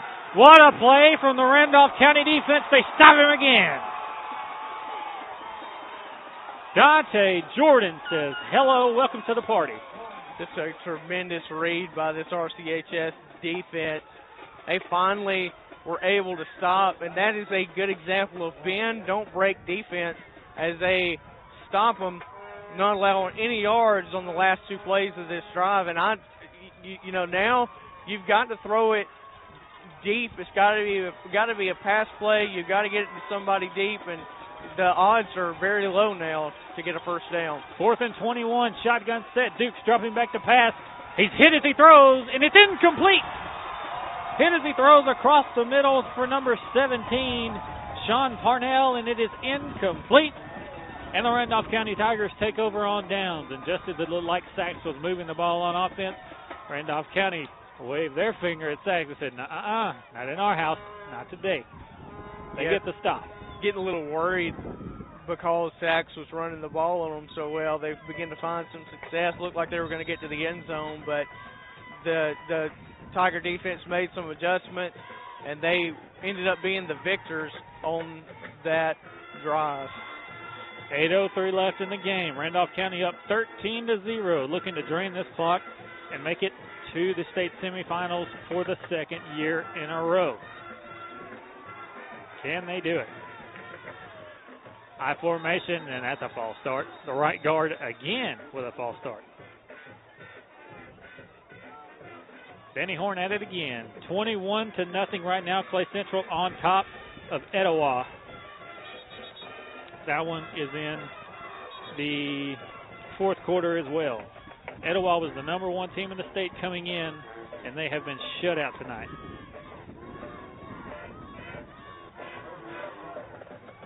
False start on the Tigers. Backs them up 5. Randolph County's like, you know what, we can get another false start. Just run the clock a little bit more. That's right. Runs the clock a little bit more, as I said. And that's what they're looking at is the game clock. It's at 7:55.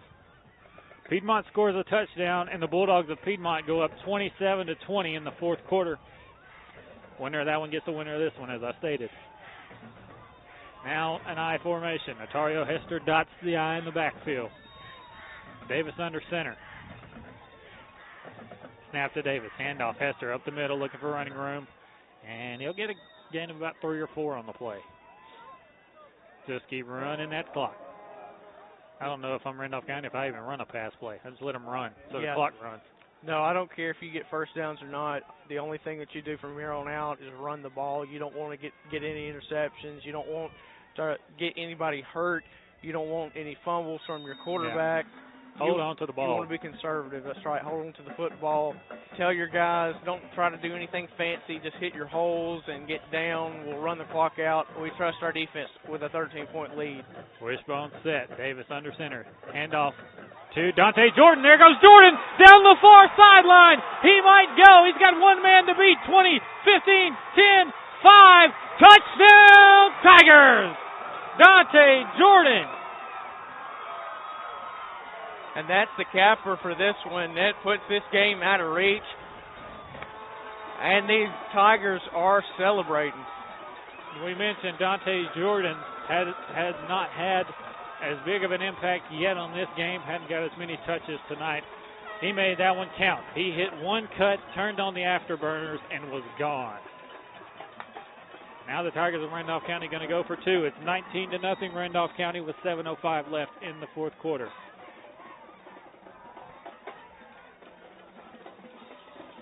Dante trots off to the sideline and is greeted by Coach Presters with a big hug on the sideline. Wishbone set for the Tigers of Randolph County. Davis under center. Snap. Handoff. Hester. Hester looking for the goal line. He's not going to get there. 2-point conversions, no good. But it's 19-0 Randolph County, nevertheless. How about those Tigers? We'll take a 1-minute break. You're listening to Area High School Football on WLWE 94.7.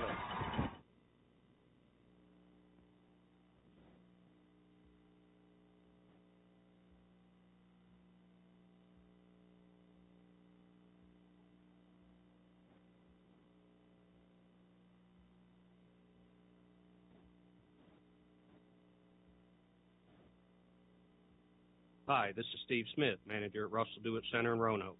On behalf of the Russell companies and all the employees at Russell Dewitt Center, I'd like to offer a big congratulations to all the area high school football teams on their efforts this season. Dewitt Center is pleased to have been part of the support of area schools and helping to bring you area high school football on Eagle 102.3. We also want to thank you for your business and pledge our continued efforts to provide you with the finest products and services. Come see us at Russell Dewitt Center, Highway 431, Roanoke. You're listening to Alabama Area High School Football on WLWE 94.7 FM, 1360 AM, and online at Eagle1023.com. The Tigers have scored again, and it's 19-0 Randolph County with 7:05 left in the game. So the Tigers of Randolph County looking,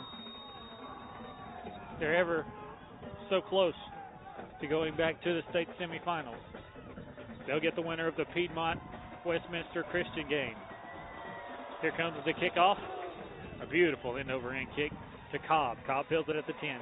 Looking for running room to the near sideline. He cuts back up the middle. Now cutting back toward the far sideline. He's got running room.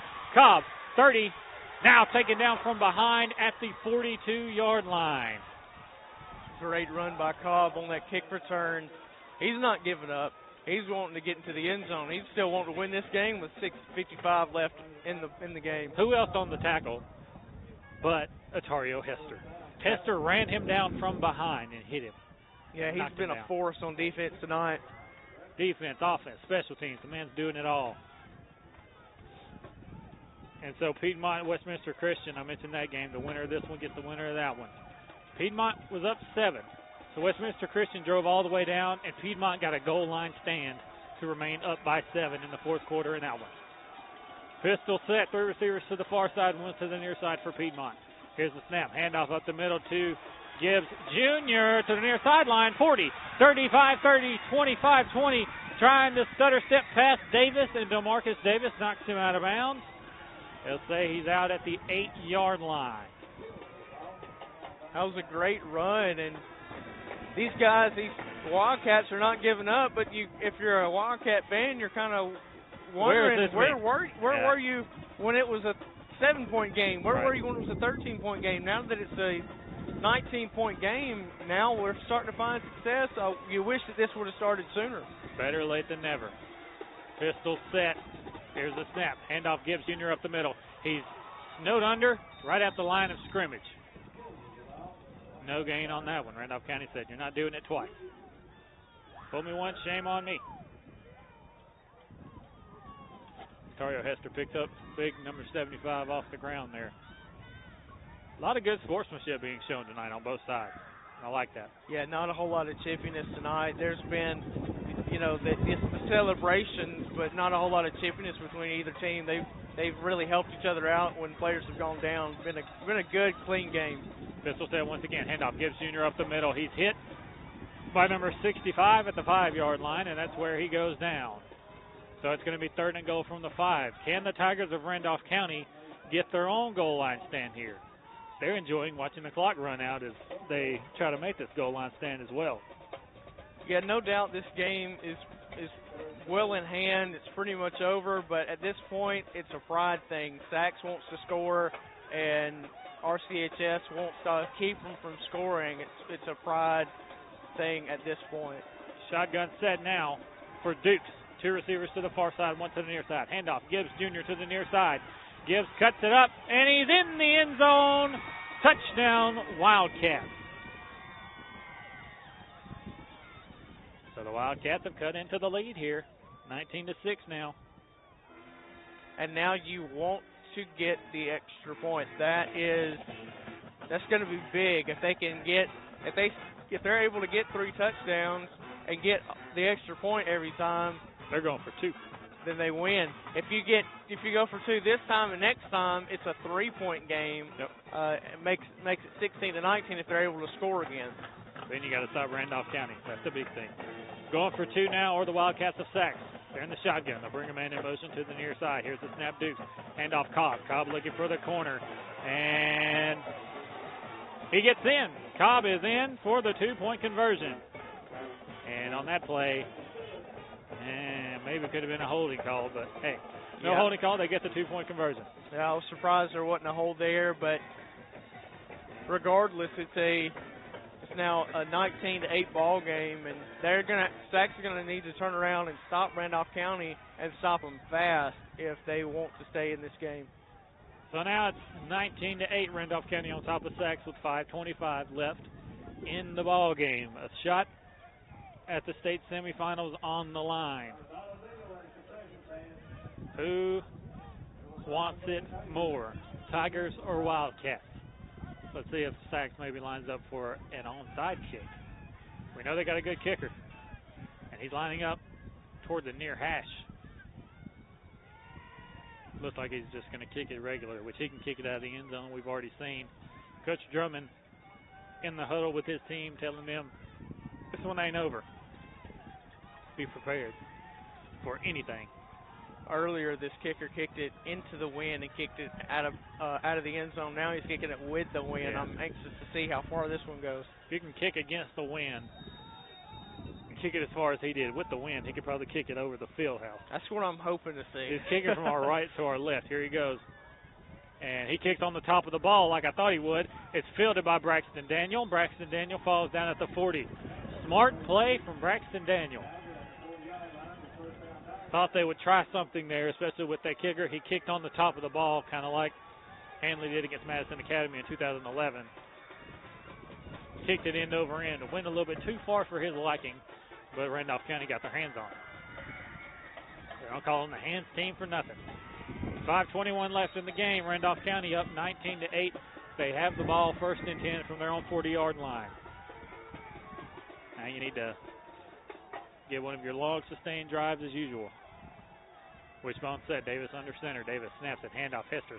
Hester on the far side. Hester's going to get about 5. Actually, he'll get up to about 7 yards. And if you can get 5, 6, 7 yards of play, you're gonna run the clock out. That's right. You got those feet churning, and that keeps the playbook wide open on second short. You're going to be able to run the football again and be in prime position to get a first down, which is just going to allow the clock to continue to run.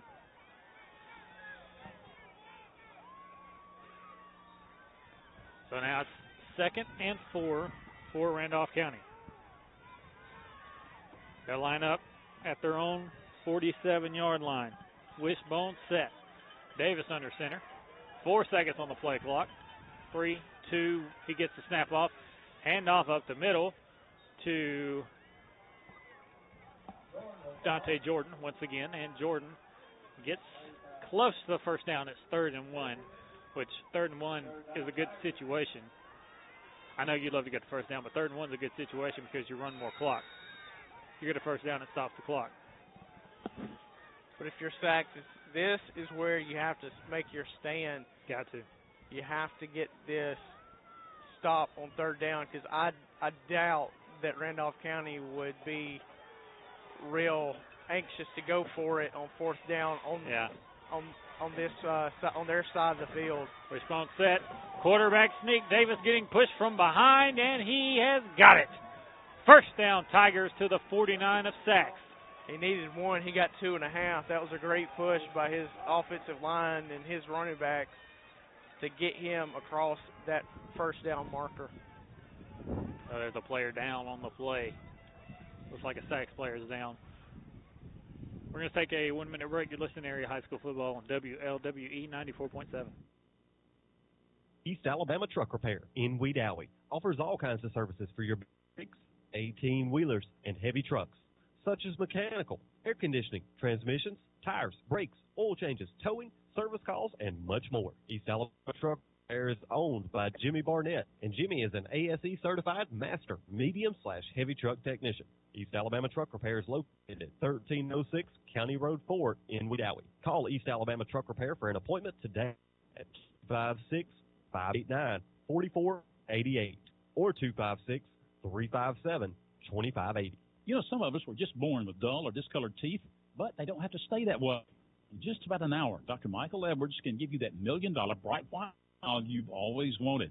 That's all the time it takes in his office, or you may elect to do it at home. Dr. Edwards also offers a convenient 3-home whitening program. Both are completely safe and approved by the American Dental Association and the FDA. Don't let dull or discolored teeth keep you from smiling. Call Dr. Michael Edwards in Wedowee for an appointment or consultation at 256-357-2882. You're listening to Alabama Area High School Football on WLWE 94.7 FM, 1360 AM, and online at eagle823.com. Sachs player is helped up. It's number 74, Travis Stone Jr. Hopefully he is all right. So score updates. Piedmont still up 7. The game has 4 minutes left in the game. Piedmont is up 7 on Westminster Christian. Westminster Christian has the ball right now. They just got it back from Piedmont. And the score update from Clay Central. Clay Central playing against the number 1 team in Class 5A. 28-0.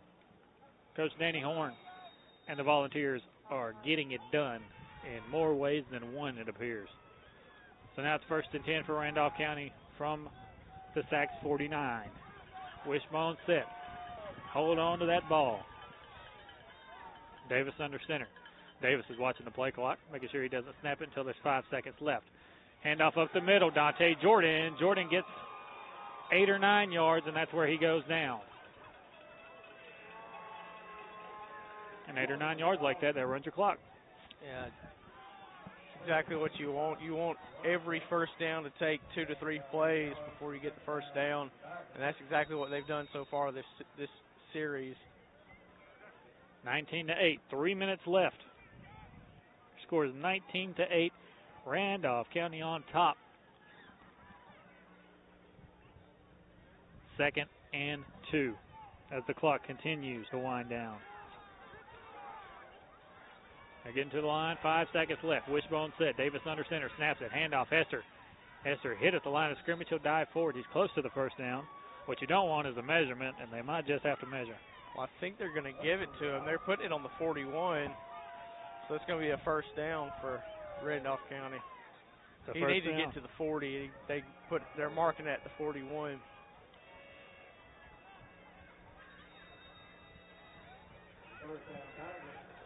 First down, Randolph County from the 39-yard line of Sachs.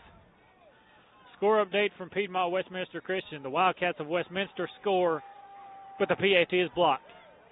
And Piedmont is up by 1. Wishbone set for Randolph County. Here's the snap. Bootleg for Davis. Davis is not going anywhere. He thought about pitching it back, but then he was like, no, that's probably not a good idea. 2:08 left. Timeout, Sachs. Sachs will take a timeout. We'll take a 1-minute break. You're listening to Area High School Football on WLWE 94.7. Eye Care of Alabama, efficient and effective eye care close to home, proudly supports Randolph County, Hanley, Woodland, and Wadley high school football teams and academics.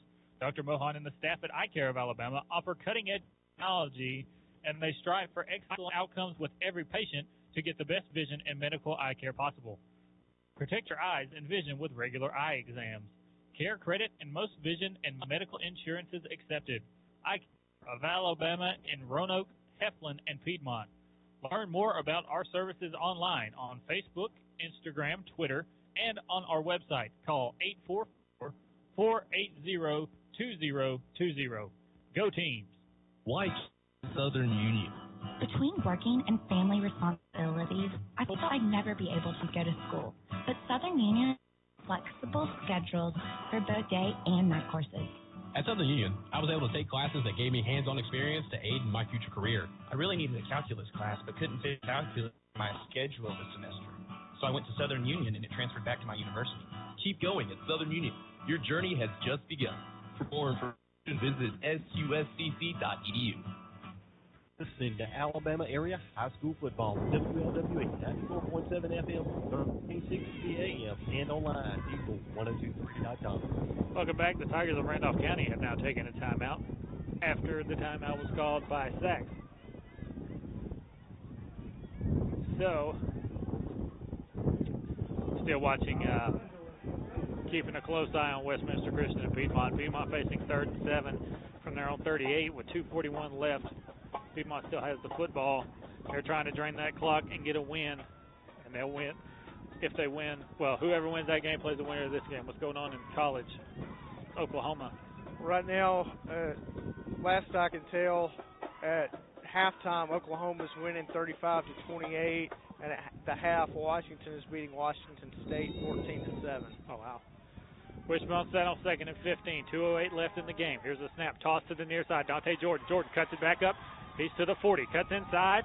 35, and he's down at the 34-yard line, and Sachs will call a timeout. That's a gain of 10. So now it's going to be 3rd and about 5. If you get the first down here, you pretty much ice it. Yeah, especially since Sachs has used 2 of their 3 timeouts. You get a first down here, it'll put it under 2 minutes, and only 1 timeout for Sachs. Yeah, it's pretty much ball game at that point. So 3rd and 5. What are you dialing up here? Well, they've been running the ball tremendously on this series, so I would run it again. Dante Jordan, I'd give it to him. It's been Atario Hester for the majority of this series. I'd pitch it to Dante Jordan on the edge, let him get 5, and seal this victory for me. Yep, 3rd and 5. Piedmont converted on the 3rd and 5. They're still up by 1. There's 2.5 minutes left. Piedmont's still up by 1. 3rd and 5 now for Randolph County. But also, this would definitely be 4-down territory for me as well. I believe so. Yep. 2 minutes left in the game. Randolph County trying to put this one on ice. Wishbone set. Davis under center. Tries to get Sachs to jump, and he almost did. Now he calls a timeout. I guess he just kind of wanted to see if he could get him to jump off sides, and he almost did. So now timeout for Randolph County. We'll take a 1-minute break. You're listening to Area High School Football on WLWE 94.7. Eye Care of Alabama, efficient and effective eye care close to home, proudly supports Randolph County, Hanley, Woodland, and Wadley high school football teams and academics. Dr. Mohan and the staff at Eye Care of Alabama offer cutting-edge technology, and they strive for excellent outcomes with patients to get the best vision and medical eye care possible. Protect your eyes and vision with regular eye exams.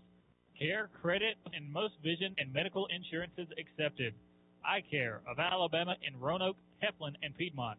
Learn more about our services online on Facebook, Instagram, Twitter, and on our website. Call 844-480-2020.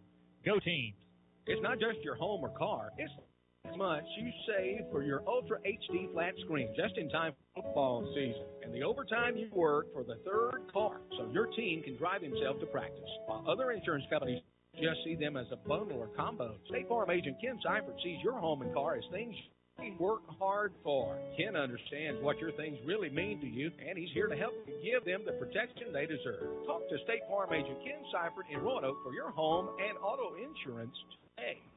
You're listening to Alabama Area High School Football on WLWE 94.7 FM, 1360 AM, and online at Eagle1023.com. On 3rd and 5, Randolph County didn't get it, so now it's 4th and 4 for the Tigers of Randolph County. 1 minute, 20 seconds left.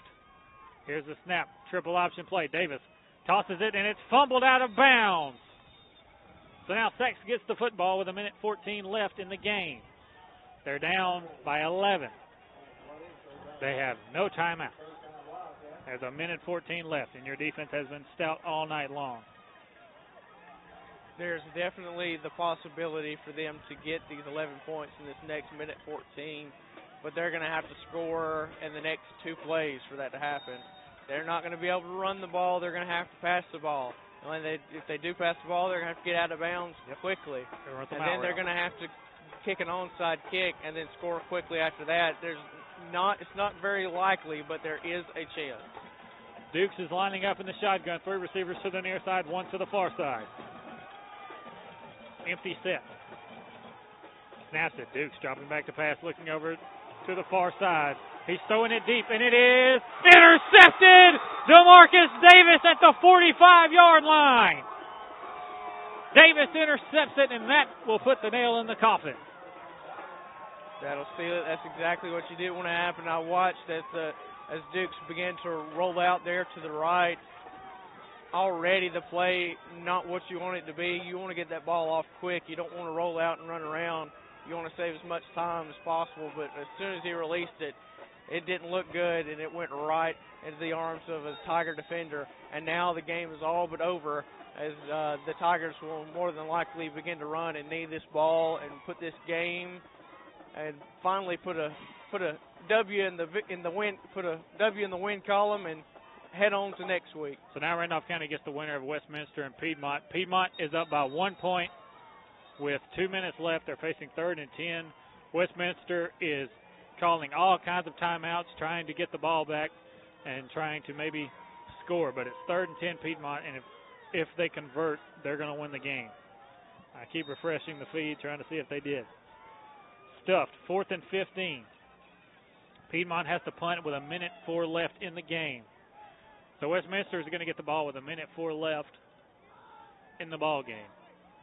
Down by 1. And Randolph County is going to take a knee and say it doesn't matter who we're playing. The thing is that we're playing them. Randolph County takes a knee, and that's going to do it. The Tigers of Randolph County win 19-8 over Sacs. They're going to go to the state semifinals again. We're going to take a 2-minute break. You're listening to Area High School Football on WLWE 94.7. From auto accidents, falls, or even medical conditions, expert rehabilitation services can get you back in the game. Nowhere can you find better rehab services than the Rehab Center at TRC, formerly known as the Inn. New name, same service, with intensive physical, occupational, and speech therapy 6 days a week. Our therapists are trained in hip and knee replacement, strokes, amputations, cardiac disease, and many other debilitating diseases. The Rehab Center at Trailers Retirement Community covers East Alabama and West Georgia's premier rehab center. Call 334-33500. Banking local matters. When you keep your money here, it stays in the community to support local businesses and schools and farms. At First Bank of Alabama, we've been serving this for more than 160 years. We care about our community and the people who live here. So when you bank here, you make being here better for all of us. First Bank of Alabama, the official bank of here. FirstBankAL.com. Equal housing lender, member FDIC. Tanner Health System is advancing health, expanding the possibilities for health in our community. From allergists to urologists, we're everywhere you are, when and where you need us most. Brought to you by the brilliant minds that are making exceptional health possible in our community. We know it takes much more than medicine. It takes medicine beyond measure. Call 770-214-CARE or learn more at tanner.org. Southern Ambulance Transport is always on call and always there when you need them. And we hope you don't need them, but if you do, call 256-357-2222 or 1-800-757-7367. They are your reliable emergency and non-emergency transportation, the highest quality of service. Southern Ambulance Transport is always ready. Call 256-357-2222 or 1-800-757-7367. Eye Care of Alabama, efficient and effective eye care close to home, proudly supports Randolph County, Hanley, Woodland, Audley High School football teams and academics. Dr. Mohan and the staff at Eye Care of Alabama offer cutting-edge technology, and they strive for excellent outcomes with every patient to get the best vision and medical eye care possible. Protect your eyes and vision with regular eye exams. Care credit and most vision and medical insurances accepted. Eye Care of Alabama in Roanoke, Heflin, and Piedmont. Learn more about our services online on Facebook, Instagram, Twitter, and on our website. Call 844-480-2020. Go Teams! Southern Ambulance Transport is always on call and always there when you need them. And you don't need them, but if you do, call 256-357-2222 or 1-800-757-7367. They are your reliable emergency and non-emergency transportation, the highest quality of service. Southern Ambulance Transport is always ready. Call 256-357-2222 or 1-800-757-7367. You're listening to Alabama Area High School Football on WLW 94.7 FM, 1360 AM, and online at Eagle1023.com. So the Tigers of Randolph County win. Piedmont Westminster Christian playing right now. Westminster Christian has the ball. It is 2nd and 10. 24 seconds left in the game. Piedmont is up by 1 point. I'm refreshing the page over and over because if Randolph County won, so they get the winner of this game, and they have to travel on the road to whoever it is. Right now, as of now, it's Piedmont, but there's 27 seconds left, and if Piedmont can stop Westminster in the next 27 seconds, and Westminster has no timeouts, then we will go to the Field of Champions next week. If not, if Westminster wins, we're going to Huntsville. Incomplete pass, another incomplete pass from Westminster. 3rd down, 7 seconds left. 7 seconds left, 3rd down for Westminster Christian. We're just refreshing it as it goes. Randolph County, a big win tonight. Let's talk about that for a minute. The Tigers get it done against the Sacs Wildcats. How about that? You beat them twice in one season, and that is so hard to do, but they got it done. That was a really good win tonight for them. Took them a little bit to finally get their offense going, but defense played lights out tonight. You got to give the Tigers a tip of the cap for that. And I'll tell you what, just watching these guys play, they were ready for this Sacs team tonight. Sacs, although they played a really good game, they just couldn't get anything going until late, and it just not really enough time for them to do anything once they finally got something going. Final score, the Bulldogs of Piedmont have won, and Randolph County is going to Piedmont again. 27-26, your final score as Piedmont wins. Randolph County wins here tonight 19-8. We'll see you next week at the Field of Champions. Good night and God bless.